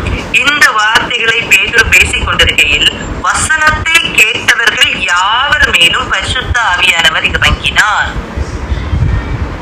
பரிசுத்த ஆவியானவருடைய அபிஷேகத்தை பெற்றுக் கொள்கிறார்கள். பெற்றுக்கொண்டு அவர்கள் பல பாஷைகளை பேசுகிறார்கள், தேவனை புகழுகிறார்கள். எப்போ? வசனத்தை கேட்கிறவர்கள் யாவர் மேலும். ஏன் இன்னைக்கு பரிசுத்த ஆவியானவர் இறங்கல? நம்மளும் வசனம் கேட்கிறோம் இல்லையா? ஒரு நாள் நம்ம வசனம் கேட்கிறோம் இல்லையா? ஏன் நமக்கு மேல பரிசுத்த ஆவியானவர் இறங்கல? இன்னைக்கு நம்ம சிஎஸ்ஐ சர்ச்ல உள்ள ஒரு பெரிய ஒரு டிராபேக் என்னன்னா, நமக்கு பரிசுத்த ஆவியானவர் வேண்டாம் அப்படின்னு நம்ம இருக்கிறோம். ஏதோ நம்ம நினைக்கிறோம் பரிசுத்த ஆவியானவர் நம்மளே நடத்துறாரு, கர்த்தர் உள்ள இருந்து பேசிட்டு தானே இருக்கிறாருன்னு நினைக்கிறோம். இல்ல, கர்த்தர் பேசுறாரு, இல்லன்னு சொல்லல. கர்த்தர் கிருபையா பேசுறாரு, இல்லன்னு சொல்லல. ஆனா அடுத்த லெவல் உண்டு. அபிஷேகம் பெற்றுக்கொள்ளணும். அந்த அபிஷேகம் பெற்றுக்கொள்ளணும்னா அந்த வாஞ்சியோடு ஏன்னா கொர்நேலியு குடும்பம் எப்படி இருக்குதுன்னா, என்ன சொல்லுவாரு நம்ம கேட்டுக்கொள்ளணும், என்ன சொல்லுவாரு நம்ம உள்ள அப்படியே இருக்கணும். இதுதான் அவங்களோட மெயின் எய்ம். அப்படி அந்த தாகத்தோடு இருக்கிறாங்க பாருங்க. வசனத்தை கேட்கிறாங்க, பரிசுத்த ஆவியானவர் இறங்கலாம். அந்த மாதிரி இறக்கப்படணும். அந்த மாதிரி நமக்குள்ள ஏன் இறங்கல? நான் இவ்வளவு வசனம் கேட்கிறேனே ஆண்டவரே, ஏன் எங்களால நீங்க இறங்க முடியலன்னு கர்த்தர்கிட்ட கேளுங்க. கர்த்தர்கிட்ட கேட்கணும். நம்ம கேட்கணும், ஏன் எங்களுக்குள்ளால இறங்கி வரல ஆண்டவரே? அவர்கள் பல பல பாஷைகளை பேசுகிறார்கள், தேவனை புகழுகிறார்கள். ஏன் நமக்கு இதுக்கு இன்னைக்கு அனுமதி இல்லை? நம்ம பேச மாட்டேங்கிறோம். அதுக்கு ஆசையப்படலையே. நம்ம எதுல வாழ்ந்துட்டோம்? ஆதி திருச்சபை மக்கள் பற்பல பாஷைகளை பேசினார்கள் இல்லையா? நமக்கு எவ்வளவு இன்னைக்கு அதுல எவ்வளவு என்னன்னா, அதை விவரித்து பேசுகிறதற்கு இன்னைக்கு என்ன இல்ல, ஒரு நம்ம சேர்த்து சர்ச்சஸ்ல அதுக்கு இடமே இல்லை, அந்த மாதிரி ஆயிடுச்சு. ஏதோ அது பெந்தேகோஸ்துக்காரங்களுக்கு உள்ளது மாதிரி கிடையாது, கண்டிப்பா கிடையாது. பரிசுத்த ஆவியின் அபிஷேகத்தை எப்ப பெற்றுக் கொள்கிறாங்க? வசனத்தை கேட்கும் போது. அந்த வசனத்தை கேட்கும் போது ஏன் ஆண்டவரே எங்களுக்குள்ளார இறங்கல? என்ன குறை இருக்கு ஆண்டவரே? நம்ம கேட்கணும், ஆண்டவர்கிட்ட கேட்கணும். அவர்கள் பல பாஷைகளை பேசுறது இந்த பைபிள்ல தான் இருக்கு, வேற எங்கேயும் இல்லை. ஏன் நம்ம பல பாஷை பேசல இல்லையா? மத்தேயு 16ஆம் அதிகாரம் 16ஆம் வசனம் எடுத்துக்கொள்ளுங்க. மத்தேயு 16 இல்ல 17 நினைக்கிறேன் பாருங்க. 17, 18 அந்த வசனங்களை பாருங்க. மத்தேயு 16ஆம் அதிகாரம் 17, 18. நம்ம விசுவாசிகள் இல்லையா? நம்ம சொல்லிக்கிறோம் நம்ம விசுவாசிகள்னா. விசுவாசிக்கிறவர்களால் நடக்கும் அடையாளங்கள் அவன. என் நாமத்தினாலே பிசாசுகளை துரத்துவார்கள். நம்மளால துரத்த முடியுதா? பிசாசுகளை துரத்துறோம் அப்படிங்கிற தைரியம் நமக்கு இருக்கா? கர்த்தர் சொல்லியிருக்காரு எல்லா அதிகாரத்தையும் தந்திருக்கேன். பிசாசை பார்த்து பயப்படாம எத்தனை பேர் இருக்கிறோம்? சரி, அடுத்தது நவமான பாஷைகளை பேசுவார்கள். ஏன் நமக்கு அது இல்லை? நவமான பாஷைகளை பேசுவார்கள் சொல்லியிருக்கு. அதனால எல்லாரும் தாகத்தோட கேளுங்க ஆண்டவர்கிட்ட. நவமான பாஷைகளை உங்களுக்கு தாங்க ஆண்டவரேன்னு கேட்போம். வசனத்தை கேட்கும் போது நீங்க இறக்குனீங்கல்ல, அப்ப நாமளும் வசனத்தை கேட்கிறோம் ஆண்டவரே, எங்களுக்கு முன்னால ஏன் இறங்கல நீங்க? நம்ம கேட்கணும் ஆண்டவர்கிட்ட, கேட்கணும். கேட்டு கர்த்தர் ஒரு குறைகளா நமக்கு சொல்லி தருவார். அப்ப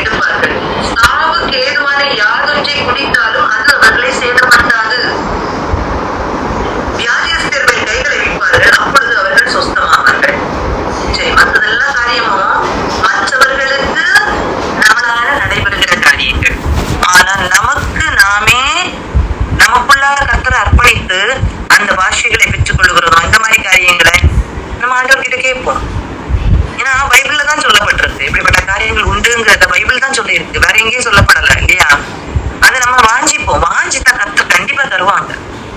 அந்த இதை கேட்ட உடனே பாருங்க, பரிசுத்தாவின் பல பாஷைகளை பேசவும் தேவனை புகழுகிறதையும் பேதுருவோடு கூட வந்திருந்த விருத்த சேதனம் உள்ள விசுவாசிகள் கேட்கும் போது பரிசுத்தாவின் வரம் புறஜாதிகள் மேலும் பொழிந்தருளப்பட்டதுள்ளதை குறித்து பிரமித்தார்கள்.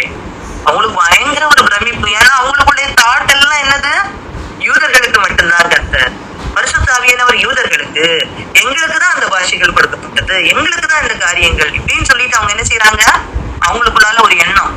அவங்க கூட வந்தவங்க எல்லாம் பாக்குறாங்க, என்னடா புறஜாதிகள் அவங்க கிட்ட வந்து வார்த்தை தான் சொன்னாங்க, உடனே கர்த்தர் பரிசுத்தாவியானவர் அனுப்பிட்டாரு. அவ்வளவு பரிசுத்தமா யாரு இருந்தாங்க, அவ்வளவு வாஞ்சை, பரிசுத்தம் நம்மளை பரிசுத்தம் ஆக்கிறவர் தான் கர்த்தர். வாஞ்சை அதுதான் முக்கியம். வாஞ்சை, எங்களை பரிசுத்தமாக்க மாட்டவர், என்ன பரிசுத்தமாக்க மாட்டவரே அப்படின்னு சொல்லிட்டு வாஞ்சையோடு இருக்கிறோம் இல்லையா, அதுதான் முக்கியம். பரிசுத்தம் ஆகிறவர்கள் இன்னும் பரிசுத்தமாகட்டும், அது ஓகே.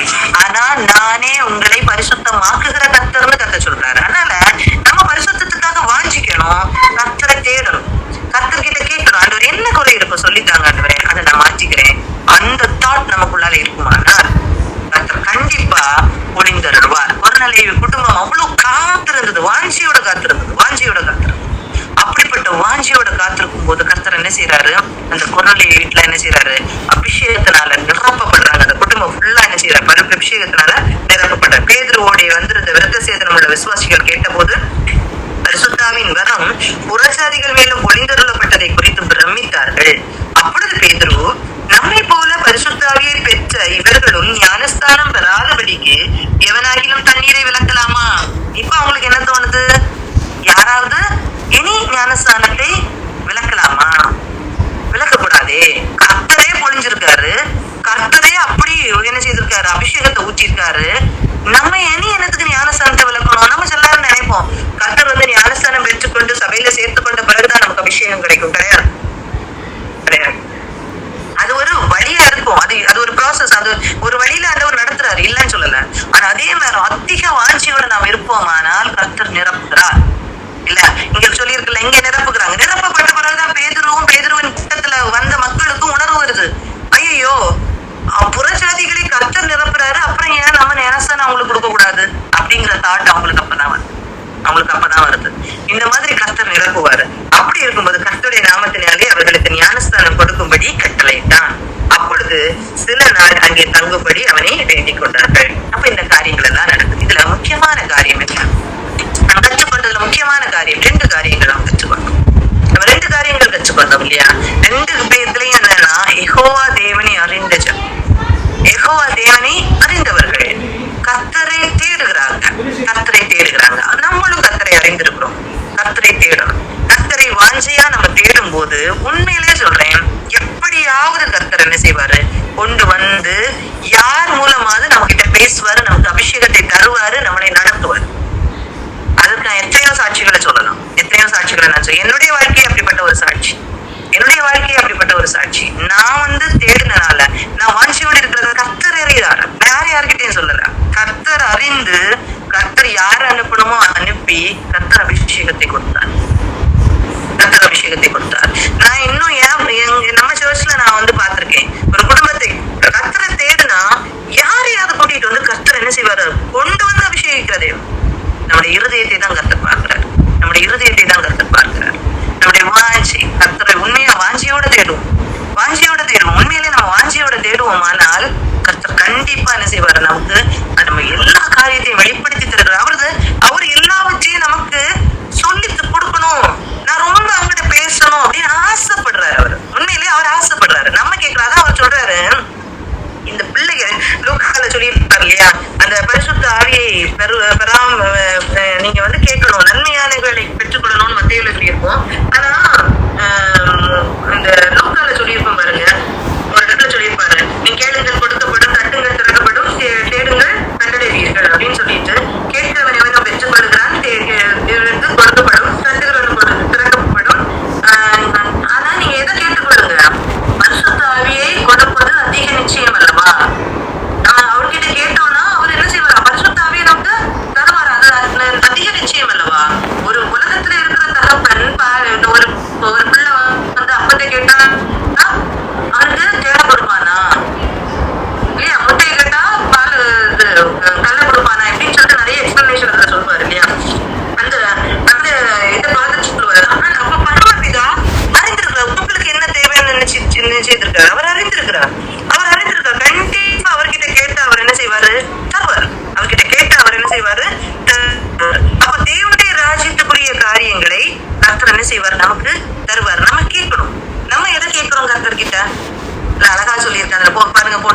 அதுக்கு முந்தின verse ஷோபனா 11th verse. முட்டையை கேட்டால் அவனுக்கு தேலை கொடுப்பானா? உங்கள் தகப்பனா இருக்கிற ஒருவரிடத்தில் மகன் அப்பம் கேட்டால் அவனுக்கு கல்லை கொடுப்பானா? மீனை கேட்டால் மீனுக்கு பதிலாக பாம்பை கொடுப்பானா? அல்லது முட்டையை கேட்டால் அவனுக்கு தேலை கொடுப்பானா?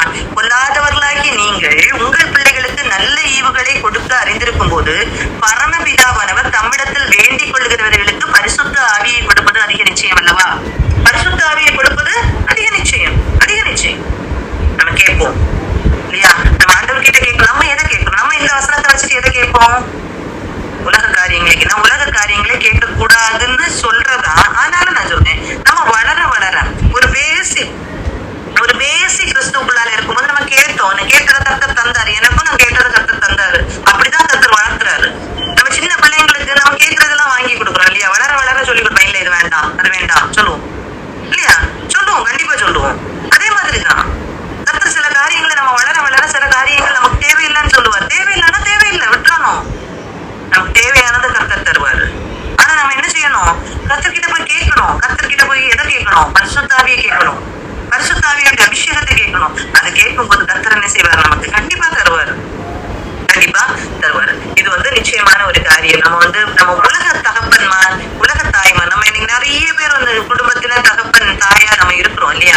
அப்படி இருக்கிறவர்களுக்கு நம்ம பிள்ளைகளுக்கு என்னென்ன கொடுக்கணும் நமக்கு தெரியும் இல்லையா? நமக்கு தெரியும் இல்லையா? ஐயோ, ஒரு கிறிஸ்துமஸ் வந்தா எவ்வளவு கஷ்டப்பட்டாது மற்ற பிள்ளைங்க புது ட்ரெஸ் போடுறாங்களேன்னு சொல்லிட்டு நம்ம வாங்கி கொடுக்குறோமா இல்லையா? நம்ம வாங்கி கொடுக்குறோமா இல்லையா? கண்டிப்பா வாங்கி கொடுப்போம் இல்லையா? நமக்கு ரொம்ப பெருசா பண்ண முடியலனாலும் இந்த பிள்ளைக்குனாலும் கஷ்டப்பட்டு என்ன செய்யற வாங்கி கொடுக்க. ஏன் வாங்கி கொடுக்குறாங்க தெரியுமா? எல்லாரும் வாங்குறதுனால வாங்கி கொடுக்குறாங்க. எல்லாரும் வாங்கி கொடுக்கலன்னா வாங்காத எத்தனையோ பேர் உண்டு. வாங்குற நிலைமையில இல்லாதவங்க எத்தனையோ பேர் உண்டு தெரியுமா? எல்லா வீட்லயும் பர்த்டே செலிப்ரேட் பண்ணுவாங்களான்னு கேட்டு பாருங்க. கண்டிப்பா செலிப்ரேட் பண்ண மாட்டாங்க. ஆனா தன்னுடைய பிள்ளைகள் அப்படிப்பட்ட ஒரு என்விரான்மெண்ட்ல வளரும் போது அந்த பிள்ளைகளுக்கு ஏற்றபடி என்ன செய்யறாங்க? செலிப்ரேட் பண்ணி கொடுக்குறாங்க. அப்போ உலகத்துல உள்ள பெற்றோரே இவ்வளவு கரிசனையா தன்னுடைய பிள்ளைகளுக்கு ஒரு மனஸ்தாபம், ஒரு மற்றவங்களை பார்க்கும்போது ஒரு குறைச்சலான காரியங்கள் வரக்கூடாதுன்னு சொல்லி பார்த்து பார்த்து செய்கிறோமே, நம்முடைய பரம தகப்பன் செய்ய மாட்டாரா? இந்த நம்பிக்கை நமக்குள்ளால வரணும். இந்த நம்பிக்கை நமக்குள்ளால வரணும். இந்த நம்பிக்கை நமக்குள்ளால வந்துச்சுன்னா உண்மையில நிச்சயமாக சொல்றேன், நம்ம கர்த்தரை நம்புவோம். நமக்கு அந்த நிச்சயம் வேணும். அந்த நிச்சயம் நமக்குள்ளால இருக்கணும். சரியா? இப்படிப்பட்ட நிச்சயத்தோடு நம்ம வாழணும். உண்மை அந்த உறுதி அந்த பேசிக் ஆழமாக வேர் போட்டுக்கிட்டே இருக்கணும். வெளியே சொல்றது இல்ல காரியம். ஆழமான வேர் உள்ள போய்கிட்டே இருக்கணும். கர்த்தருக்குள்ளால அந்த ஆழமான வேர் போய்கிட்டே இருக்கணும். என்ன வந்தாலும் நம்ம யோசிச்சு பாருங்க. நம்ம பாடுறோம், கர்த்தா வரியாதே எனக்கு ஒன்னும் பவிக்கலாம். நீங்க மலையாளத்துல ஒரு பாட்டு பாடுவாங்க. உண்மையிலே அந்த பாட்டு நான் மேரேஜ் முடிஞ்சு வந்த பிறகுதான் அந்த பாட்டு எனக்கு தெரியும். உண்மையை எவ்வளவு அர்த்தமுள்ள பாட்டு தெரியுமா? கர்த்தா அறியாம ஒரு காரியம் எனக்கு நடக்காது அப்படிங்கிற ஒரு தைரியம் நமக்குள்ளால வரணும். ரோமர் 8:28 சொல்லியிருப்பார் இல்லையா? அப்படியே தப்பு நடந்தாலும் ஒரு காரியம் நடந்தாலும் சகலத்தையும் நன்மையாக மாற்றி தருகிறவர் நம்முடைய தேவன். சகலத்தையும் நன்மையாக மாற்றி தருகிறவர் நம்முடைய தேவன். எல்லாமே அன்றைய தீர்மானத்தின்படி அழைக்கப்பட்டவர்களாய் தேவனிடத்தில் அன்பு கூறுகிறவர்களுக்கு சகலம் நன்மைக்கு ஏதுவாக நடக்கிறது என்று அறிந்திருக்கிறோம். யாருக்கு? தேவனிடத்தில் அன்பு கூறுகிறவர்கள். நாம் தேவனிடத்தில் அன்பு கூறுகிறோமா? யாருக்கு தெரியுமா அன்பா இருப்போம்? யார் நமக்கு நம்பிக்கையா ஒரு காரியத்தை செய்வாங்களோ அவங்க கிட்ட அன்பா இருக்கும். அப்படிதானா? அப்படியா இல்லையா? கண்டிப்பா. நம்ம பிள்ளைகள் நம்ம கிட்ட எப்போ தெரியுமா ரொம்ப அன்பா இருப்பாங்க? அவங்க விரும்பின ஒரு காரியத்தை நீங்க செஞ்சு கொடுத்து பாருங்க, தானா கிஸ் தருவாங்க. தானா ரொம்ப அன்பு காட்டுவாங்க இல்லையா? தேவனிடத்தில் அன்பு கூறுகிறவர்களுக்கு சகலவன் நன்மைக்கு எதுவாக நடக்கிறது என்று கர்த்தர் செய்கிற. நம்ம நினைக்கலாம் ஒரு நாள் நம்முடைய வாழ்க்கையில நடக்கிற காரியங்கள் ஏதோ நடக்குது அப்படின்றது கிடையாது. கர்த்தருடைய திட்டம் இல்லாம, கர்த்தருடைய சித்தம் இல்லாம நம்முடைய வாழ்க்கையில எதுவுமே நடக்கல அப்படிங்கறத நம்ம முதல்ல நம்பணும். நம்ம நினைக்க கூடாது எல்லாருக்கும் நடக்கிற மாதிரி ஏதோ நடக்குது, ஏதோ உலகத்துல வாழ்றோம், ஏதோ போறோம் அப்படின்னு நினைச்சோம்னா ஏதோ மாதிரிதான் இருக்கும். ஏதோ மாதிரிதான் இருக்கும். அதை நம்ம அனுபவிக்கணும். இது கர்த்தர் நடத்துனது, இது கர்த்தர் எனக்கு செஞ்சு தந்த காரியம். இது நம்ம நினைச்சு நன்றி சொல்லணும். நினைச்சு அது கர்த்தராலதான் வந்ததுன்றத நம்ம முதல்ல புரியணும். அப்படி பண்ணும்போது தான் அது ஒரு மேன்மையான காரியமாக நமக்கு அது தெரியும். சரியா? அடுத்தது பாருங்க, அடுத்த ஒரு சம்பவம் எல்லாருக்கும் தெரிந்த ஒரு சம்பவம் தான். அந்த ஒரு சம்பவத்தை சொல்லி நம்ம ஜெபத்துக்குள்ளால போலாம். சகையுடைய வாழ்க்கை. சகை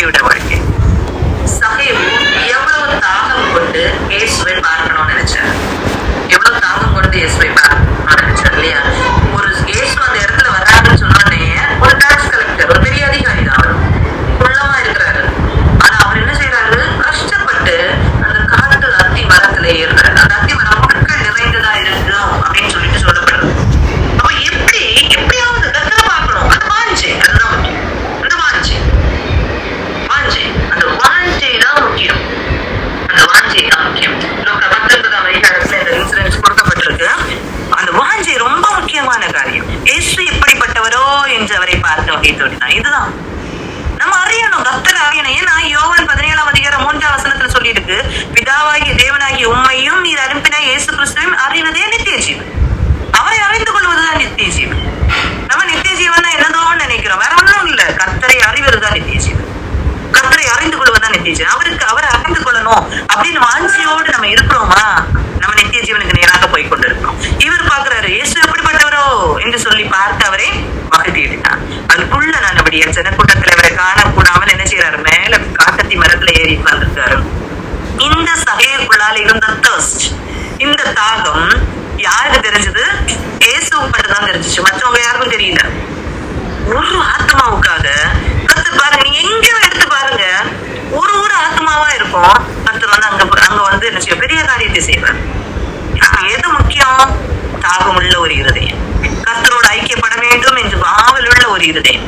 இந்த இருதயம் நமக்குள்ளால இருக்குமானால் எப்படியாவது கர்த்தர் நம்மளை அடிச்சு திருத்தி என்ன செய்திருவாரு, அப்படி ராஜ்யத்துக்கு கொண்டு போயிருவார். அதுவரை நீங்க சொன்னீங்கன்னா நான் அக்செப்ட் பண்ணிக்கிறேன். இந்த மைண்ட் செட் நமக்கு வேணும். நான் என்ன திருத்திக்கிறேன் ஆண்டவரே, எனக்கு உணர்வுள்ள இருதயத்தை தாங்க. இதான் உணர்வில்லாத ஜனங்களா இருக்கக்கூடாது, சுயநீதியை பேசுகிற ஜனங்களா இருக்கக்கூடாது. அப்படி இருந்தோமானால் நாம் கர்த்தரால எந்த விதத்திலையும் நாம் மாற்றப்பட முடியவே முடியாது. என்னன்னாலும் சொல்லுங்க ஆண்டவரே, நான் மாற்றிக்கிறேன் அப்படிங்கிற ஒரு மைண்ட் செட். அதுக்காக ரொம்ப கோழையா யாரு எல்லாரும் சொல்றதை கேட்டுட்டு நடந்து அப்படி இல்லை. எல்லாரையும் சொல்றதை கேட்க நான் சொல்லல, கர்த்தர் சொல்றதை கேட்கணும். எல்லாரும் ஏதோ சொல்லுவாங்க, வசனத்தின்படி இருக்கான்றதையும் பார்த்துக்கணும். ஏமாந்து போயிடக்கூடாது. அவங்க அப்படி சொல்றாங்க, இவங்க எப்படி சொல்றாங்கன்னு சொல்லி நம்ம பைத்தியக்காரங்கள் ஆக்கி போடக்கூடாது. அப்படி நம்ம ஆயிடக்கூடாது. கர்த்தருடைய பிள்ளைகள் எப்படி இருக்கிறாங்க அப்படிங்கறது, அவங்க வாழ்க்கை எப்படி இருக்கு அப்படிங்கறத பார்த்து நம்ம என்ன செய்யணும், வசனத்தின்படி நம்முடைய வாழ்க்கையை நடத்துவோமானால் அது ரொம்ப ஆசீர்வாதமான வாழ்க்கையா இருக்கும். சகைவிட்ட கர்த்தர் சொல்றாரு, நீ இறங்கி வா, நான் அவங்க கூட வந்து தங்கணும். ஆசைப்பட்டான், எதுவுமே சொல்லலாம். நான் கர்த்தர் சொல்றேன், நான் அவங்க கூட வந்து தங்கணும். இப்படிதான் கர்த்தர் எங்க ஒரு ஆத்மா தேடும் ஓடி போயிடலாம், எங்க போய் ஒரு ஆத்மா தேடும் நான் ஓடி போயிடலாம் நிக்கிறாரு. அவர் சொல்றாரு, வாசல் படியில நிறுத்த பாருங்க. அந்த வசனத்தை வாசிக்கும் போது எனக்குலாம் அப்படி கஷ்டமா இருக்கும். எல்லாவற்றையும் படைத்த தேவன் சொல்றாரு, இதோ வாசல் படியில நான் நிக்கிறேன், ஒருவன் எனக்கு இடம் கொடுத்த நான் உள்ள வருவேன். ஆனா அப்படிப்பட்ட தேவனுடையாக நம்ம கேட்போம், ஆண்டவரே எனக்கு இறங்குங்க, ஆண்டவரே அதை தாங்க, ஆண்டவரே இதை தாங்க, எல்லாம் கேட்டிருப்போம். ஆனா அவர் வாசல் படியில வந்து தட்டும் போது நம்ம இடம் கொடுக்குறோமான்றது தெரியல. நம்ம கூட யோசிச்சோம், நம்ம இன்னைக்கு இடம் கொடுக்கல நான் சொல்லல, இடம் கொடுத்துக்கிட்டு அவருக்கு பிடிக்காத காரியங்களை நம்ம செஞ்சு கொண்டு இருக்கிறோம் அப்படின்னு எபேசியர் 4:30 வைத்து நான் ஏற்கனவே சொல்லிவிட்டேன். எந்த கசப்பும் வைராக்கியமும் அந்த தீமையான காரியங்கள் நம்முடைய உள்ளத்துல இருக்குமானா கர்த்தர் சந்தோஷமா இருக்க முடியாது. கண்டிப்பா இருக்க முடியாது. அது எல்லாம் மீட்கப்படும் நாளுக்காக முத்திரையாக கொடுத்த பரிசுத்த ஆவியானவரை நம்ம என்ன செய்யக்கூடாது, துக்கப்படுத்தவே கூடாது. அதனால என்ன செய்யணும், சகல விதமான கசப்பும் கோபமும் மூர்க்கமும் கூக்குரலும் தூஷணம் மற்ற எந்த துர்க்கணமும் உங்களை விட்டு நீங்க கடவுது. ஒருவருக்கொருவர் தயவாயும் மன உருக்கமாயும் இருந்து கிறிஸ்துவுக்குள் தேவன் உங்களுக்கு மன்னித்தது போல நீங்களும் ஒருவருக்கொருவர் மன்னியுங்கள். நாம மன்னிக்காம நாம் மன்னிப்பை பெற்றுக்கொள்ள முடியாது. அப்படிதான் நம்ம பரலமண்டல ஜெபத்திலையும் நம்ம சொல்றோம், எங்கள் குற்றங்களை நாங்க மற்றவங்களுக்கு மன்னிக்கிறது போல எங்கள் குற்றங்களை எங்களுக்கு மன்னிங்க போதும் ஆண்டவரே. அந்த ஜெபத்தை கண்டிப்பா கர்த்தர் ஏற்றுக்கொள்வாரு. ஏன்னா வசனம் அப்படிதான் சொல்லுவோம், நம்ம மன்னிக்காம நம்முடைய குற்றங்களை என்ன செய்ய மாட்டார், கர்த்தர் மன்னிக்க முடியாது. அதனால கண்டிப்பா நம்ம மன்னிப்போம். மன்னிக்க முடியல அந்த இருதயத்தை கேட்போம், ஆண்டவரே அந்த இருதயத்தை தாங்க ஆண்டவர். எது நமக்கு உணர்த்தப்படுதோ கர்த்தரை கேட்கணும், அந்த இருதயத்தை தாங்க ஆண்டவரே. இது கரெக்ட்னு சொல்றீங்களா, என்னால முடியல, அந்த இருதயத்தை தாங்க அப்படின்னு நம்ம கேட்கும் போது நம்ம கர்த்தருடைய ஒரு சுத்த பிள்ளைகளா நம்ம என்ன செய்வோம், மாறிடுவோம். கர்த்தர் விரும்புகிற ஒரு பிள்ளைகளாக நம்ம மாறிடுவோம். கர்த்தர் வாஞ்சை உள்ளவர்களை கர்த்தர் தேடி வந்து ஆதரிக்கிற தேவன், நம்மளை வழி நடத்துகிற தேவன். சரியா, நம்ம இந்த சத்தியங்களை கேட்டு நம்ம அந்த சத்தியத்துக்கு உட்பட்டு நம்ம வாழுவோம். நம்ம இயர்ல வந்துட்டோம். ஒரு வருட காலம் கர்த்தர் எல்லாருக்கும் அற்புதங்கள் அடையாளங்கள் கண்டிப்பா செஞ்சிருப்பாரு. எத்தனையோ இடத்துல தோண்டு போயிருப்போம், எத்தனையோ இடத்துல கைவிடப்பட்டவர்களா இருந்திருப்போம், எத்தனையோ இடத்துல வந்து சோர்ந்து போயிருப்போம். ஆனா கர்த்தர் இவ்வளவு நாள் நம்மளை வழி நடத்தின தேவன், என்றும் மாறாத தேவன், இம்மட்டும் தாங்கின இம்மட்டும் நம்மோட கூட இருந்த இம்மானுவேலராக இருந்த தேவன் இனியும் கண்டிப்பா நம்ம கூட இருப்பாரு. எவ்வளவோ கஷ்டங்கள் நமக்கு இருக்கலாம், எல்லாவற்றையும் தாண்டி செல்லுகிறதற்குள்ள பலனையும் கர்த்தர் தந்திருக்கு. அல்லேலூயா பாடி அலைகளை நான் தாண்டிடுவேன் என்று பாடுறோம் இல்லையா, அதே மாதிரிதான் அல்லேலூயா பாடி அலைகளை தாண்டி நம்ம என்ன செய்யணும், போகணும். கர்த்தர் நிச்சயமாக நமக்கு ஒரு காரியத்தை என்ன செய்வாரு, ஏற்படுத்தி தருவாரு. நமக்கு நித்திய ஜீவனை கண்டிப்பா என்ன செய்வாரு, கர்த்தர் நமக்கு தருவாங்க. இந்த சிந்தனையை நம்ம வைத்துக் கொள்வோம். எல்லாருக்கும் நிறைய நிறைய காரியங்கள் மனதுல இருக்கலாம், நிறைய காரியங்கள் சாட்சிகளா இருக்கலாம், நிறைய கேள்விகளா இருக்கலாம். எல்லாவற்றையும் கர்த்தரிடத்துல நம்ம ஒப்புக்கொள்வோம். நமக்கு டைம் இல்ல, அதை பத்தி பேசுகிற காரியங்களுக்கு நமக்கு நேரம் இல்ல. கர்த்தருடைய வார்த்தையை கேட்கும் போது கர்த்தர் அபிஷேகத்தை ஊற்றினவர். நாம் கர்த்தருடைய வார்த்தையை கேட்டிருக்கிறோம். நமக்கு எது தேவையோ கர்த்தர் தருவார். கொர்நேலியுவுக்கு அது தேவைப்பட்டது, கொர்நேலியை கொடுத்தாரு. பேதுருவுக்கு எந்த மாற்றம் தேவைப்பட்டதோ அதை கொடுத்தாரு. அந்த மந்திரிக்கு எது தேவைப்பட்டதோ அதை கொடுத்தாரு. யார் யாருக்கு எது தேவையோ கர்த்தர் என்ன செய்வாரு, கர்த்தர் தருவாரு. எல்லாரும் தேடினது என்னது, வார்த்தை, கர்த்தருடைய வார்த்தை. கர்த்தருடைய வார்த்தைக்கு தேடணும். நம்ம துக்கங்கள் நம்முடைய காரியங்களை சொல்லிக்கிட்டே இருக்கணும்னு தேவையில்லை. யாருமே அதை சொல்லல. எல்லாரும் கர்த்தருடைய வார்த்தையை தேடினாங்க. கர்த்தருடைய வார்த்தையை தேடும் போது யார் யாருக்கு எது எது தேவையோ கர்த்தர் கொடுத்தாரு. அதே மாதிரிதான் நம்மளும் என்ன செய்யணும்னா கர்த்தரை தேடணும், கர்த்தருடைய வார்த்தையை தேடணும். யார் யாருக்கு என்னென்ன தேவை உண்டோ கர்த்தர் அறிந்திருக்கிறார், அவர் தருவார், அவர் தருவார். இந்த எண்ணத்தோடு இந்த இந்த பிரேயரை ஆசீர்வாதத்தோடு நம்ம முடிப்போம், பிரேயர் பண்ணிப்போம். நாளைக்கு ஆராதனைகளுக்காகவும் சேர்த்து இந்த இதுலயும் நிறைய பேர் தேவைகளோடு வந்திருக்காங்க, குழப்பங்களோடு வந்திருக்கலாம். ஏதோ காரியங்கள், நிறைய காரியங்கள் உண்டு. எல்லா காரியத்தையும் கர்த்தரிடத்துல அர்ப்பணித்து சோபனா பிரேயர் பண்ணி முடிச்சிருக்கேன்.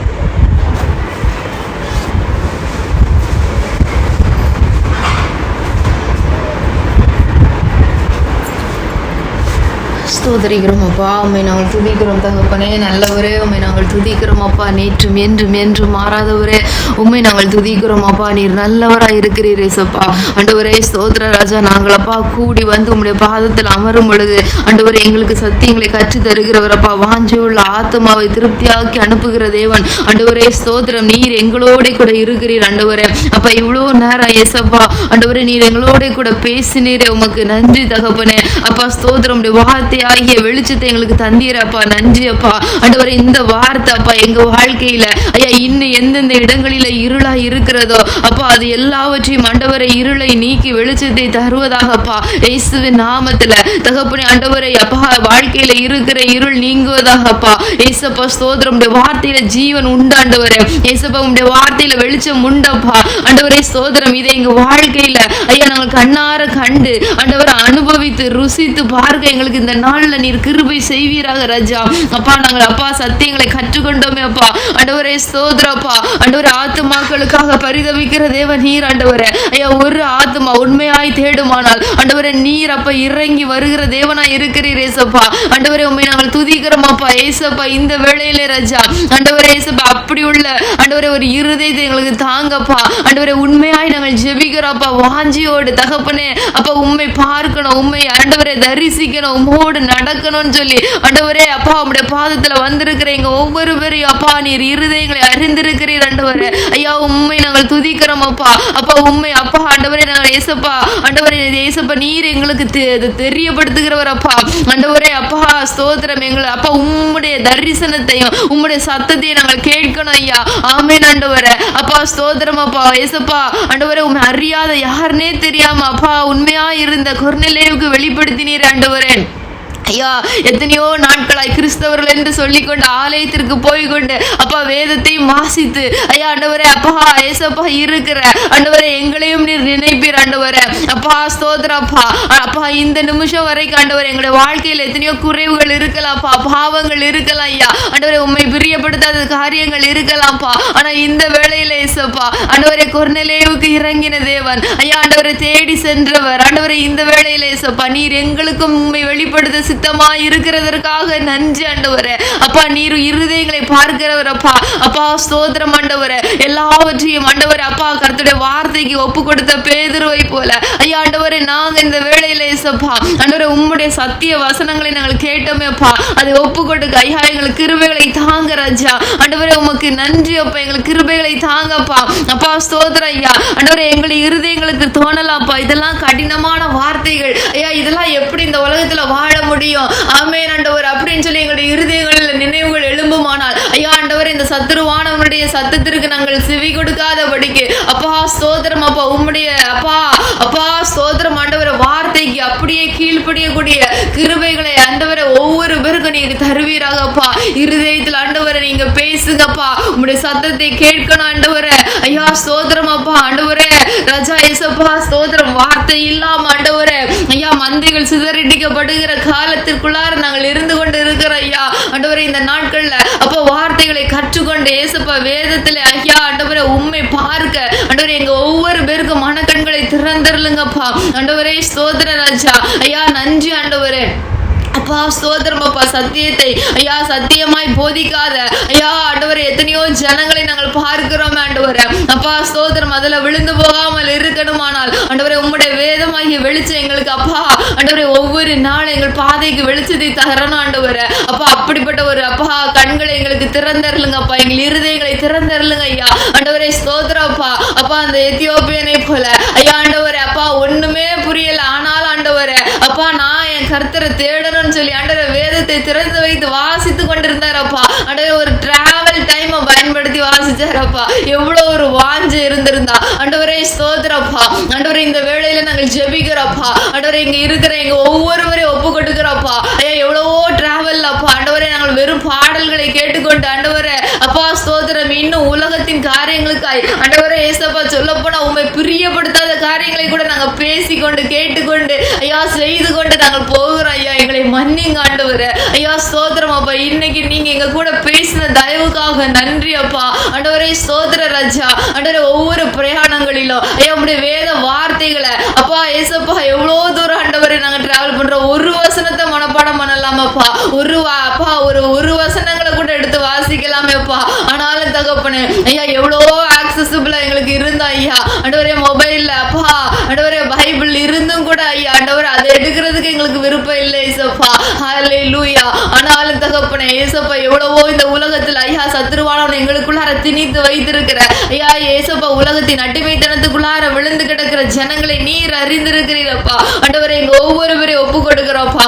ஆண்டவரே அப்படிப்பட்ட ஒரு வாஞ்சை தாங்கப்பா. எப்பெல்லாம் நேரம் கிடைக்குதோ வேதத்தை திறக்கணுங்கிற அந்த இருதயத்தை தாங்க ஆண்டவரே. ஐயா உலகத்தின் சிந்தனைகள் மாறுவதாக இயேசுவின் நாமத்தில் அப்பா எங்க ஒவ்வொரு பேருக்கும் ஐயா ஆண்டவரே உலகத்தை குறித்த சிந்தனைகளை மாற்றி போடுங்கப்பா. அப்பா வேத வசனத்தை குறித்த தாகம் உண்டாகட்டும் ஆண்டவரே. அப்பா இந்த வேதத்துல என் தேவன் இருக்கிறார், என் கர்த்தர் என்னோட பேசுவார் என்கிற அந்த வாஞ்சையோடு அப்பா வேதத்தை எடுத்து திறக்க அப்பா அப்பா இந்த நாளில இருந்து நீர் எங்களுக்கு கிருபை செய்வீராக ராஜா. அப்பா இது எங்களால முடியாத ஆண்டவரே. ஐயா விருப்பங்களையும் செய்கைகளையும் உண்டு பண்ணுகிறவர் பரிசுத்த ஆவியானவர் நீர் ஆண்டவரே. ஐயா எங்களுடைய இருதயங்களில நீங்க அப்படிப்பட்ட விருப்பங்களை தாங்கப்பா. உமக்கு பிரியமில்லாத விருப்பங்கள் எங்களுக்கு வேண்டாம் ஆண்டவரே. ஐயோ ஸ்தோத்திரம் ஆண்டவரே. ஐயோ தேவையில்லாத காரியங்களை பரிசுத்த அக்கினி வந்து அவிச்சு போட்டதப்பா ஆண்டவரே ஏசப்பா ஸ்தோத்திரம்ப்பா. அப்படிப்பட்ட ஒரு அப்பா ஒரு பரிசுத்த அக்கினி எங்களுக்குள்ளார கொழுந்து விட்டு எரிவதாக ராஜா. உம்மை பிரியப்படுத்தாத காரியங்களை அது பட்சித்து போடட்டும் ஏசப்பா. உம்மை பிரியப்படுத்தாத சிந்தனைகளை அது பட்சித்து போடட்டும் ஐயா. உம்மை பிரியப்படுத்தாத எங்கள் கைகளின் செயல்களை அது பட்சித்து போடட்டும் ஆண்டவரே. உமக்கு பிரியமில்லாத ஐயா ஆண்டவரே எங்களுடைய சிந்தனைகள் எங்களுடைய இருதயத்தின் நினைவுகளை எல்லாவற்றும் அது பட்சித்து போடட்டப்பா. அப்பா ஒரு பரிசுத்த அக்கினி இந்த வேளையில எங்கள் மேல போடுவீராக ஐயா. அப்பா சகல விதமான கசப்பும் ஐயா மூர்க்கமும் ஆண்டவரே ஐயா ஸ்தோத்திரம் மன்னிக்க முடியாத குணங்களும் அப்பா எங்களை விட்டு எடுபட்டு போகட்டும் ஐயா. ஆண்டவரே இன்னும் அப்பா சத்தியங்களை அறிந்து கொண்டோம் ஆண்டவரே. அப்பா ஐயா என்னுடைய பெருமை என்னுடைய வைராக்கியம் நான் என்கிற அந்த ஒரு அப்பா சுயத்தை உயர்த்துகிற ஐயா ஆண்டவரே அந்த இருதயங்களை அப்பா எங்களை விட்டு எடுத்து போடுங்க ஐயா. ஆண்டவரே ஸ்தோத்திரம் அப்பா. கர்த்தருக்கு முன்புதான் எங்களை நாங்கள் தாழ்த்தி ஐயா நான் ஆண்டவரே உம்முடைய பாதத்துல ஒப்பு கொடுக்கக்கூடிய அந்த இருதயத்தை தாங்கப்பா. திறந்த இருதயத்தை தாங்க ஆண்டவரே. ஐயா நன்றி அப்பா. ஆவியானவரே உமக்கு நன்றி இயேசுப்பா. ஹல்லேலூயா. ஆமென் ஆண்டவரே. அப்பா நீர் இருதயங்களை பார்க்கிறவர் அப்பா. அப்பா ஸ்தோத்திரம் உண்மையாய் ஆண்டவரே அப்பா கதறுகிற ஒப்பு கொடுக்கிற ஒவ்வொரு பேரையும் தகப்பனே ஐயா நீர் இந்த வேளையில மன்னிப்பீராக இயேசுவின் நாமத்துல அப்பா ஸ்தோத்திரம் அப்பா. நீங்க மன்னிங்கப்பா. நீர் மன்னிக்கிறதற்காகவே எங்களோட பேசுகிறவர் அப்பா. ஆண்டவரே மனிதர்கள் எங்க இடத்துல குற்றங்களை உணர்த்தினால் ஐயா ஆண்டவரே அப்பா ஆண்டவரே எங்களை கண்டம் பண்ணுவாங்கப்பா. எங்களை அப்பா குற்ற உணர்ச்சிக்குள்ளார நடத்துவாங்கப்பா. ஆனா தகப்பனே நீர் எங்களோட பேசுகிறதே எங்களை மன்னிக்கிறதுக்காக தான்ப்பா ஆண்டவரே. இந்த வேளையில அப்பா அப்படிப்பட்ட அன்பு நிறைந்த தேவன் எங்களோட நீர் பேசினதற்காக நன்றி ஆண்டவரே. ஐயா நாங்கள் ஒப்பு கொடுக்கிற எல்லா காரியங்களையும் மன்னிங்கப்பா ஆண்டவரே. அதை நாங்கள் விட்டு விடுவதற்கான இரக்கமும் கிருபை உம்முடைய கண்கள் எங்களுக்கு கிடைக்கட்டும் ஏசப்பா. அப்பா. ஆண்டவரே நன்றி ராஜா. ஆண்டவரே நீர் உண்மை உள்ளவராய் இருக்கிறீர் ஆண்டவரே. அப்பா தாயின் கருவுல உருவான நாள் முதற்கொண்டு ஐயா இந்த நிமிஷம் வரைக்கும் எவ்வளவு கிருபையாய் நீர் எங்களை பாதுகாத்தீர் ஆண்டவரே. அப்ப இந்த வருடம் முழுவதும் எவ்வளவு கிருபையாய் நேர்த்தியாய் எங்களை பாதுகாத்தீர் ஆண்டவரே. அப்ப உண்மை விட்டு விலகாம தூரம் போகாம ஆண்டவரே விழுந்து போகாம ஆபத்துகளில் சிக்காம ஐயா ஆண்டவரே எல்லா தீங்குகளுக்கு விலக்கி பாதுகாத்தீரப்பா. நன்றி ஆண்டவரே. ஹல்லேலூயா.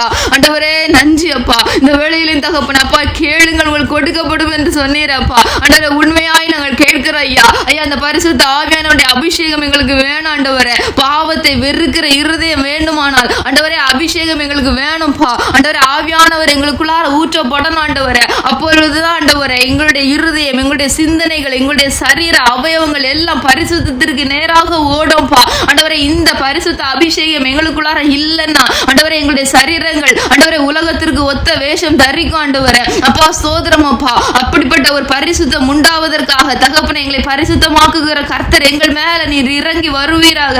ஐயா உண்மையாய் கேட்கிற ஐயா வாஞ்சியோட கேட்கிற அப்ப ஒவ்வொரு பேர் மேலையும் தகப்பனே ஐயா வசனத்தை கேட்டவர்கள் மேல இறங்கி நீரே ஐயா இந்த வேளையில வசனத்தை கேட்டு ஒப்பு கொடுக்கிற ஒவ்வொரு பிள்ளைகளுடைய மேலே அப்பா பரிசுத்த ஆவியானவர் நீர் வந்து தங்கி வாசம் பண்ணுவீராகப்பா. பற்பல பாஷைகளை பேசுகிற வரங்களை தருவீராக ஐயா. ஆண்டவரே விசுவாசம் என்கிற வரத்தை தருவீராக ஐயா. தீர்க்க தரிசன வரங்களை கொடுப்பீராகப்பா. ஐயா ஸ்தோத்திரம் அப்பா. அப்பா அவனுக்கு என்னென்ன ஆண்டவரே ஐயா கர்த்தருடைய சித்தத்தின்படி ஆண்டவரே நீர் பகிர்ந்து கொடுக்கிறவர் அல்லவா. ஆண்டவரே ஆவியின் வரங்களினால நீங்க நிரப்புங்கப்பா. ஆண்டவரே அது அப்பா அவருடைய வாழ்க்கையில எங்க ஒவ்வொருவருடைய வாழ்க்கையிலும் கனிகளாக வெளிவருவதாகப்பா. இயேசுவின் நாமத்துல ஐயா ஒரு கனியுள்ள வாழ்க்கையை வாழ்வதற்கான ஒரு பரிசுத்த அபிஷேகம் இந்த நாளில் எங்கள் மேல ஊற்றப்படட்டப்பா. அப்பா நன்றி ஆண்டவரே. ஐயா நன்றி ராஜா. அப்பா ஸ்தோத்திரம் அப்பா. ஹல்லேலூயா. அப்பா நீங்க இறங்கி வாங்கப்பா. வானம் திறக்கப்படட்டப்பா இயேசுவின் நாமத்துல. ஐயா உம்முடைய அபிஷேகம் ஆண்டவரே பரிசுத்த ஆவியானவர் அப்பா எங்க உள்ளத்துக்குள்ளார ஐயா எங்களுடைய மேல அப்பா அப்பா இறங்கி தங்கி தாபரிக்கட்டும் ஐயா. நன்றி ஆண்டவரே. அப்பா உமக்கு நன்றி அப்பா. ஹல்லேலூயா. ஆண்டவரே நீங்க ஊற்றுங்கப்பா எங்க மேல ஊற்றுங்க ஐயா. உம்முடைய வல்லமையை உம்முடைய அக்கினிய ஐயா உம்முடைய அப்பா ஸ்தோத்திரம் ஆண்டவரே. ஐயா வரங்களினால் எங்களை நிரப்புங்க ஆண்டவரே. ஐயா தகப்பனே நன்றி அப்பா. ஆத்துமாக்களுக்காக ஐயா பரிதவிக்கிற தேவன் ஐயா நீர் ஆண்டவரே இங்க இருக்கிற ஒவ்வொரு பேரையும் அப்பா நீர் என்ன நோக்கத்திற்காக அழைத்து கொண்டு வந்தீரோ அப்பா ஆண்டவரே அந்த சித்த உம்முடைய சித்த நிறைவேறட்டப்பா. ஆண்டவரே இந்த ஒவ்வொரு பேரையும் கொண்டோம் ஐயா ஆண்டவரே அப்பா அப்பா பயங்கரமான கிரியைகளை நடப்பிக்க நீர் வல்லவராய் இருக்கிறீர் அப்பா. எங்கள் தேவ நீர் பட்சபாதம் உள்ளவர் அல்லப்பா. ஆண்டவரே ஸ்தோத்திரம் அப்பா. ஹல்லேலூயா. அப்பா நன்றி ஆண்டவரே. கொர்நேலியு மேல இறங்கி வந்த ஆவியானவர் ஐயா இன்று ஆண்டவரே எங்கள் கூடி வந்திருக்கிற ஒவ்வொரு பேர் மேலே இறங்கி வருகிறதற்கு உமக்கு சித்தம் உண்டு ஆண்டவரே. அப்பா அதற்கு எங்களை என்ன தடையாய் வைத்திருக்கிறது அப்பா.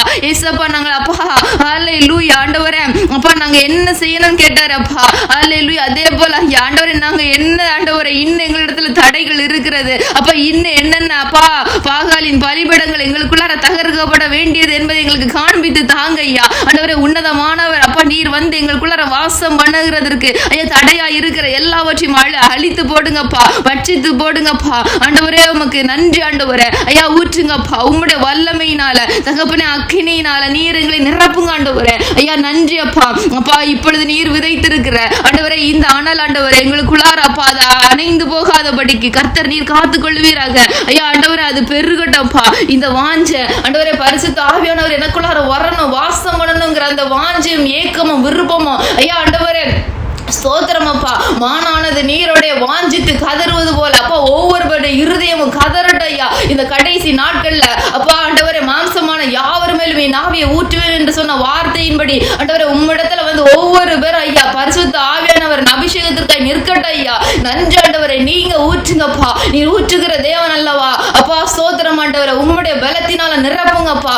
ஆமென் தகப்பனே. அப்பா ஸ்தோத்திரம் அப்பா. ஆண்டவரே ஒருத்தர் அப்பா ஒரு குடும்பத்துல எழும்புனாங்க நான் ரட்சிக்கப்பட்ட அபிஷேகம் பெற்றாங்க அந்த குடும்பத்தையே நீர் மாற்றுவீர் ஆண்டவரே. அவர்கள் மூலம் அந்த சபையை நீர் தொடுவீர் ஆண்டவரே. என் தேவன் அப்பா அப்படிப்பட்ட பயங்கரமான கிரியைகளை செய்தீர் ஐயா. அன்று ஆண்டவரே அப்பா பேதுரு பிரசங்கித்த வேளையில 3000 பேரை ரட்சித்தீரப்பா ஆண்டவரே. அப்பா அப்பா அப்படி ஒரு பேதுருவை அப்படி ஒரு பவுலை நீர் தேடிக்கொண்டு இருக்கிறீர் ஐயா ஆண்டவரே. இந்த வேளையில ஐயா ஸ்தோத்திரம் அப்ப எங்க ஒவ்வொரு பேரையும் ஆண்டவரே அப்படிப்பட்ட ஆண்டவரே பேதுருக்களாக பவுல்களாக நீர் எழுப்புவீராக ஐயா.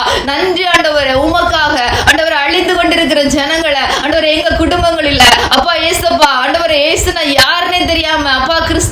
சொல்லி கொண்டிருக்கிற ஜனங்களை அப்பா அடிமைத்தனத்துல இருந்து சத்துருவின் கைகளில் சிக்கொண்டிருக்கிற ஜனங்களை விடுதலையாக்க ஐயா நீர் இந்த நாளில் உம்முடைய பலத்தினால நிரப்புவீராகப்பா. இயேசுவின் நாமத்துல நாங்கள் ஜெபிக்கிறோம்ப்பா. ஒவ்வொரு பேர் மேலே உம்முடைய உன்னத அபிஷேகம் ஊற்றப்படட்டாண்டவரே. ஹரிபோ ஹதல ரி நிமுரதா ஹலர தேஷதே லேரி புஹாதலரா. ஆமென் ஆண்டவரே. அப்ப இந்த பிள்ளைகள் ஒவ்வொரு பேர் ஐயா நாங்கள் ஜெபிக்கிற வேளையில அப்பா ஆண்டவரே வீட்டில் இருக்கிற இருள் நீங்கணும் ஆண்டவரே. அப்பா ஸ்தோத்திரம் அப்பா. அதற்காக இயேசப்பா வெளிச்சத்தை நீர் இந்த நாள்ல தரம் சித்தமா இருக்கிறதற்காக நன்றி ஆண்டவரே. ஐயா உம்முடைய ஆண்டவரே பரிசுத்த ஆவியானவராகிய வெளிச்சம் இந்த எங்க ஒவ்வொருவருக்குள்ளார வரும் பொழுது ஐயா நாங்க இந்த வெளிச்சத்தை எங்கெல்லாம் கேரி பண்றோமோ அப்ப அங்க இருக்கிற இருள் நீங்க ஆண்டவரே. ஐயா ஸ்தோத்திரம் ஆண்டவரே. ஆமென் ஆண்டவரே. ஆமென் இயேசுப்பா. கர்த்தருடைய ஆவியானவர் சொல்லுகிறார் உங்களுக்கு நல்லா காண்பித்து தருகிறார். என் வீட்டுல இந்த இருள் இருக்குது, என் வீட்டுல இந்த இருளினால இந்த ப்ராப்ளம்ஸ்ல நான் ஃபேஸ் பண்ணிட்டு இருக்கேன், எங்க குடும்பத்துல இந்த சாபங்கள் வந்துட்டு இருக்குன்னு கர்த்தர் ரொம்ப நாளா உங்ககிட்ட காமிச்சிட்டு இருக்கிறாரு. ஆமென். இந்த நாள்ல கர்த்தர் சொல்லுகிறார் பரிசுத்த ஆவியானவருடைய அபிஷேகம் என்கிற அந்த வெளிச்சம் உங்களுக்குள்ளார அது அனல் கொண்டு எரியுமானால் ஆமென் அந்த அனலின் வெளிச்சம் அந்த எல்லா இருளையும் பட்சித்து போடும் என்று கர்த்தர் சொல்லுகிறார். ஆமென் ஆண்டவரே. ஆமென் இயேசுப்பா. ஐயா எல்லா சாபங்களையும் எல்லா கட்டுகளையும் முறியடிக்கிறதற்காக ஐயா பரிசுத்த ஆவியானவர் இந்த நாளில் ஐயா நீர் யாரை சித்தம் கொண்டீர, யாரை அழைத்தீர, யாருக்காய் பேசுகிறீர ஊற்றுவீராகப்பா. உம்முடைய பலத்தினால நீர் நிரப்புவீராக ஆண்டவரே. அப்பா ஸ்தோத்திரம் தகப்பனே. அப்பா நன்றி அப்பா. ஹல்லேலூயா. ஆமென் ஆண்டவரே. இருளில் இருக்கிற ஜனங்களுக்கு வெளிச்சத்தை கொடுக்கிறதற்காக இந்த நாளில் ஊற்றுங்கப்பா. ஆமென் ஆண்டவரே. அப்பா ஸ்தோத்திரம் ஆண்டவரே. ஐயா நீர் விட்டு விலகவே இல்லையப்பா ஆண்டவரே. ஒரு கூட்ட மக்களுக்காக ஆண்டவரே அப்பா நீர் எங்களை உருவாக்க எங்களோட கூட பேசி பேசி பேசி எவ்வளோ நாட்கள் உண்மை தூரமாய் போன பொழுதிலும் ஐயா எங்களோட நீர் தேடி வருகிறீரப்பா. எங்களோட நடக்கிறீர் ஆண்டவரே. எங்களோட உணர்த்தி தருகிறீரப்பா. நீர் எத்தனை நல்லவர் ஆண்டவரே. ஆத்துமாக்களுக்காய் பரிதவிக்கிற தேவன் அப்பா. அப்பா இதே போல ஐயா நீர் எங்களுக்காக பரிதவித்ததுனால தானப்பா ஆண்டவரே இன்றைக்கு நான் இந்த இடத்துல இருக்கிறோம். அதே போல அப்பா இன்னும் எங்கள் குடும்பங்கள் இல்ல ரட்சிக்கப்படாமல் இருக்கிற ஆத்துமாக்களுக்காய் ஆண்டவரே நீர் பரிதவிக்கிற அந்த இருதயம் எங்களுக்குள்ளார வரணுமே ஆண்டவரே.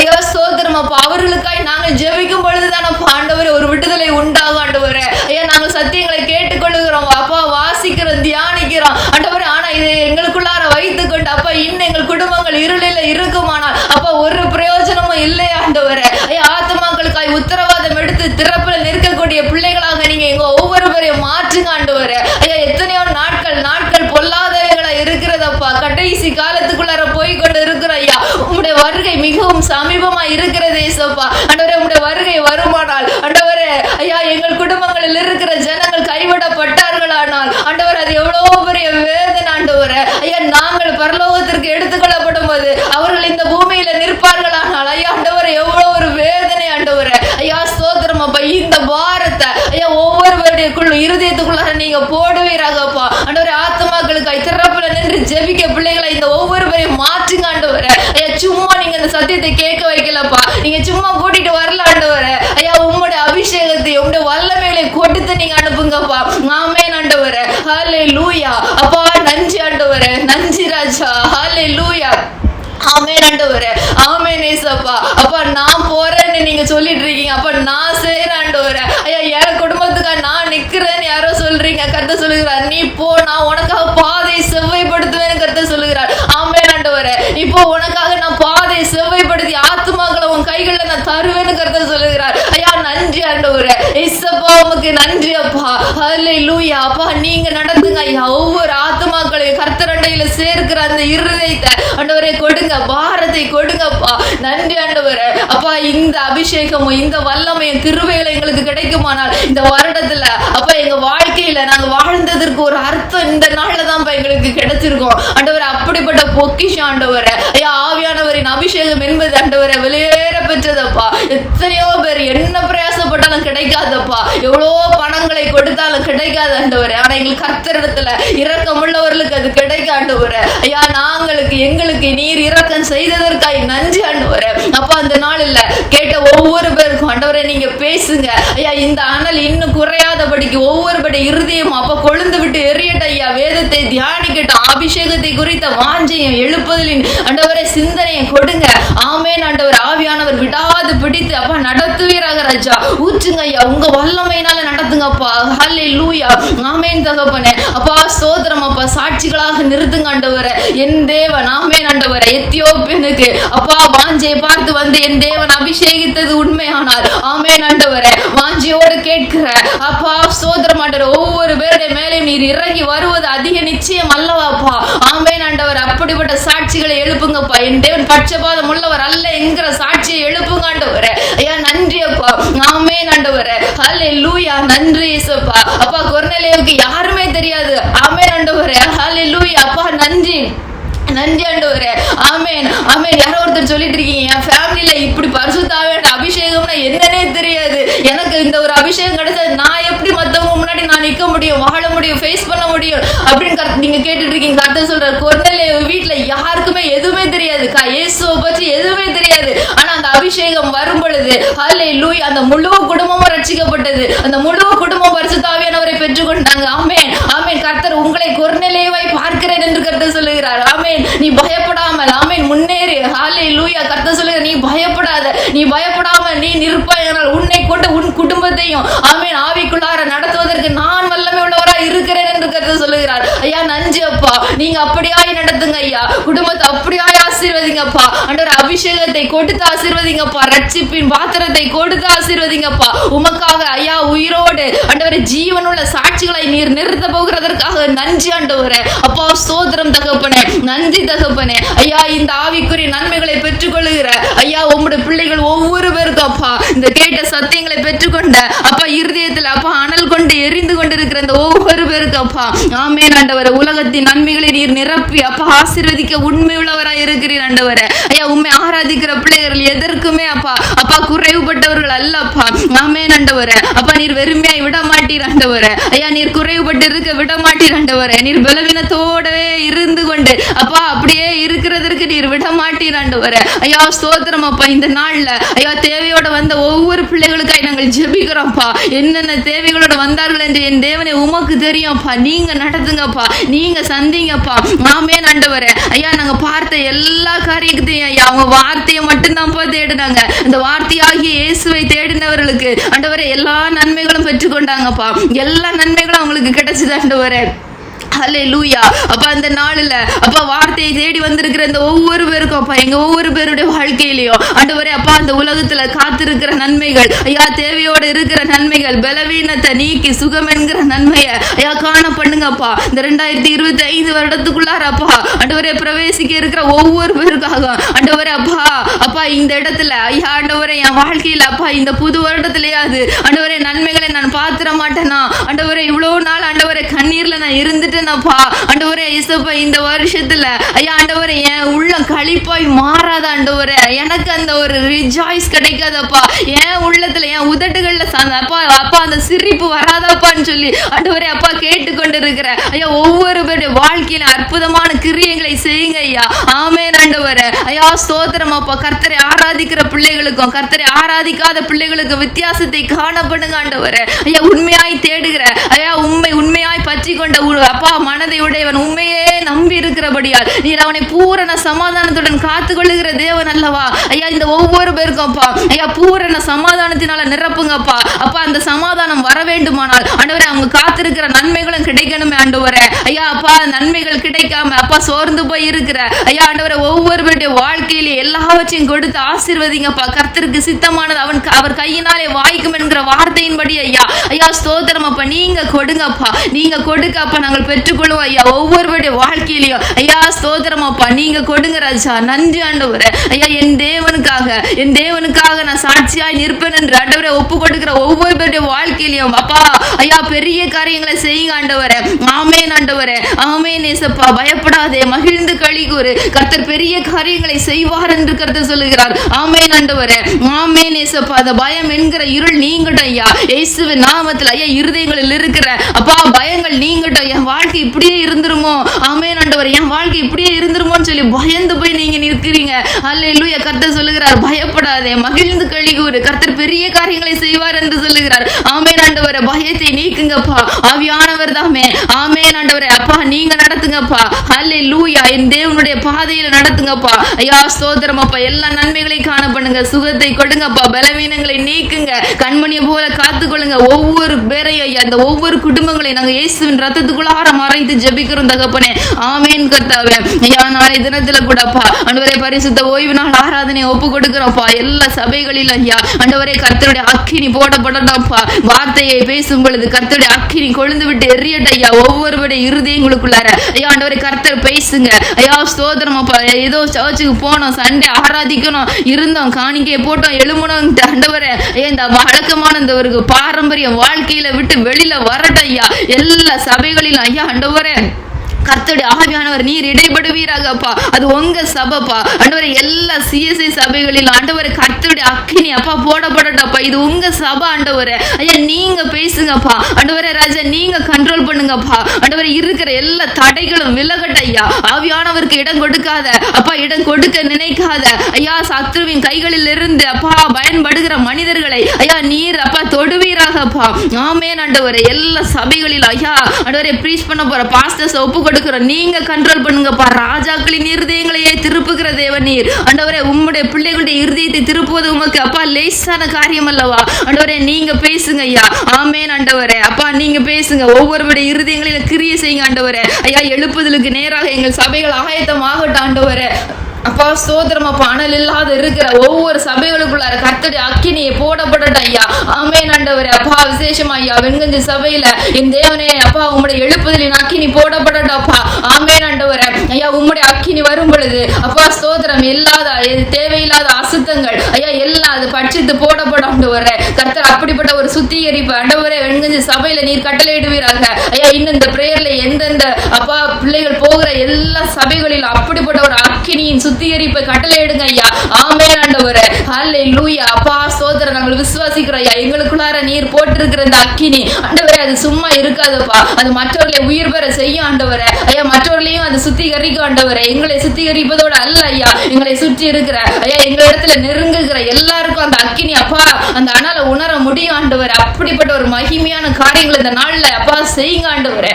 நன்றி ஆண்டவரே. ஸ்தோத்திரம் அப்பா. காத்துக்கொள்ளுங்க. எங்களை தாழ்த்துகிறோம். அந்த விதைகளை ஒவ்வொன்றையும் அப்பா வளர செய்யுங்க. சத்துருவான அந்த விதைகளை எடுக்காதபடிக்கு கர்த்தர் நீர் காத்துக்கொள்வீராக ராஜா. நன்றி அப்பா. இயேசுவின் நாமத்துல நாங்கள் ஜெபிக்கிறோம்ப்பா. நீரே பெரியவர். நீர் மாத்திரம் பெருகணும் ஆண்டவரே. நாங்கள் சிறுகணும் ராஜா. இயேசுவின் நாமத்துல ஜெபிக்கிறோம் நல்ல பிதாவே.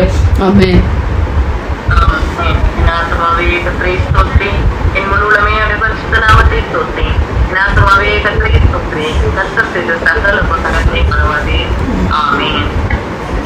வந்திருக்கிறோம். இந்த வார்த்தைகளை மறந்து போகாதபடிக்கு புதிய ஆண்டுல இந்த ஆசீர்வாதங்களை கர்த்தர் எனக்கு தரணும்னு ஆண்டவர்கிட்ட நாம் கேட்போம். கண்டிப்பா கர்த்தர் இரக்கம் செய்கிற தேவன். நமக்குள்ளார வாசம் பண்ணணும்னு ஆசைப்படுகிற தேவன்.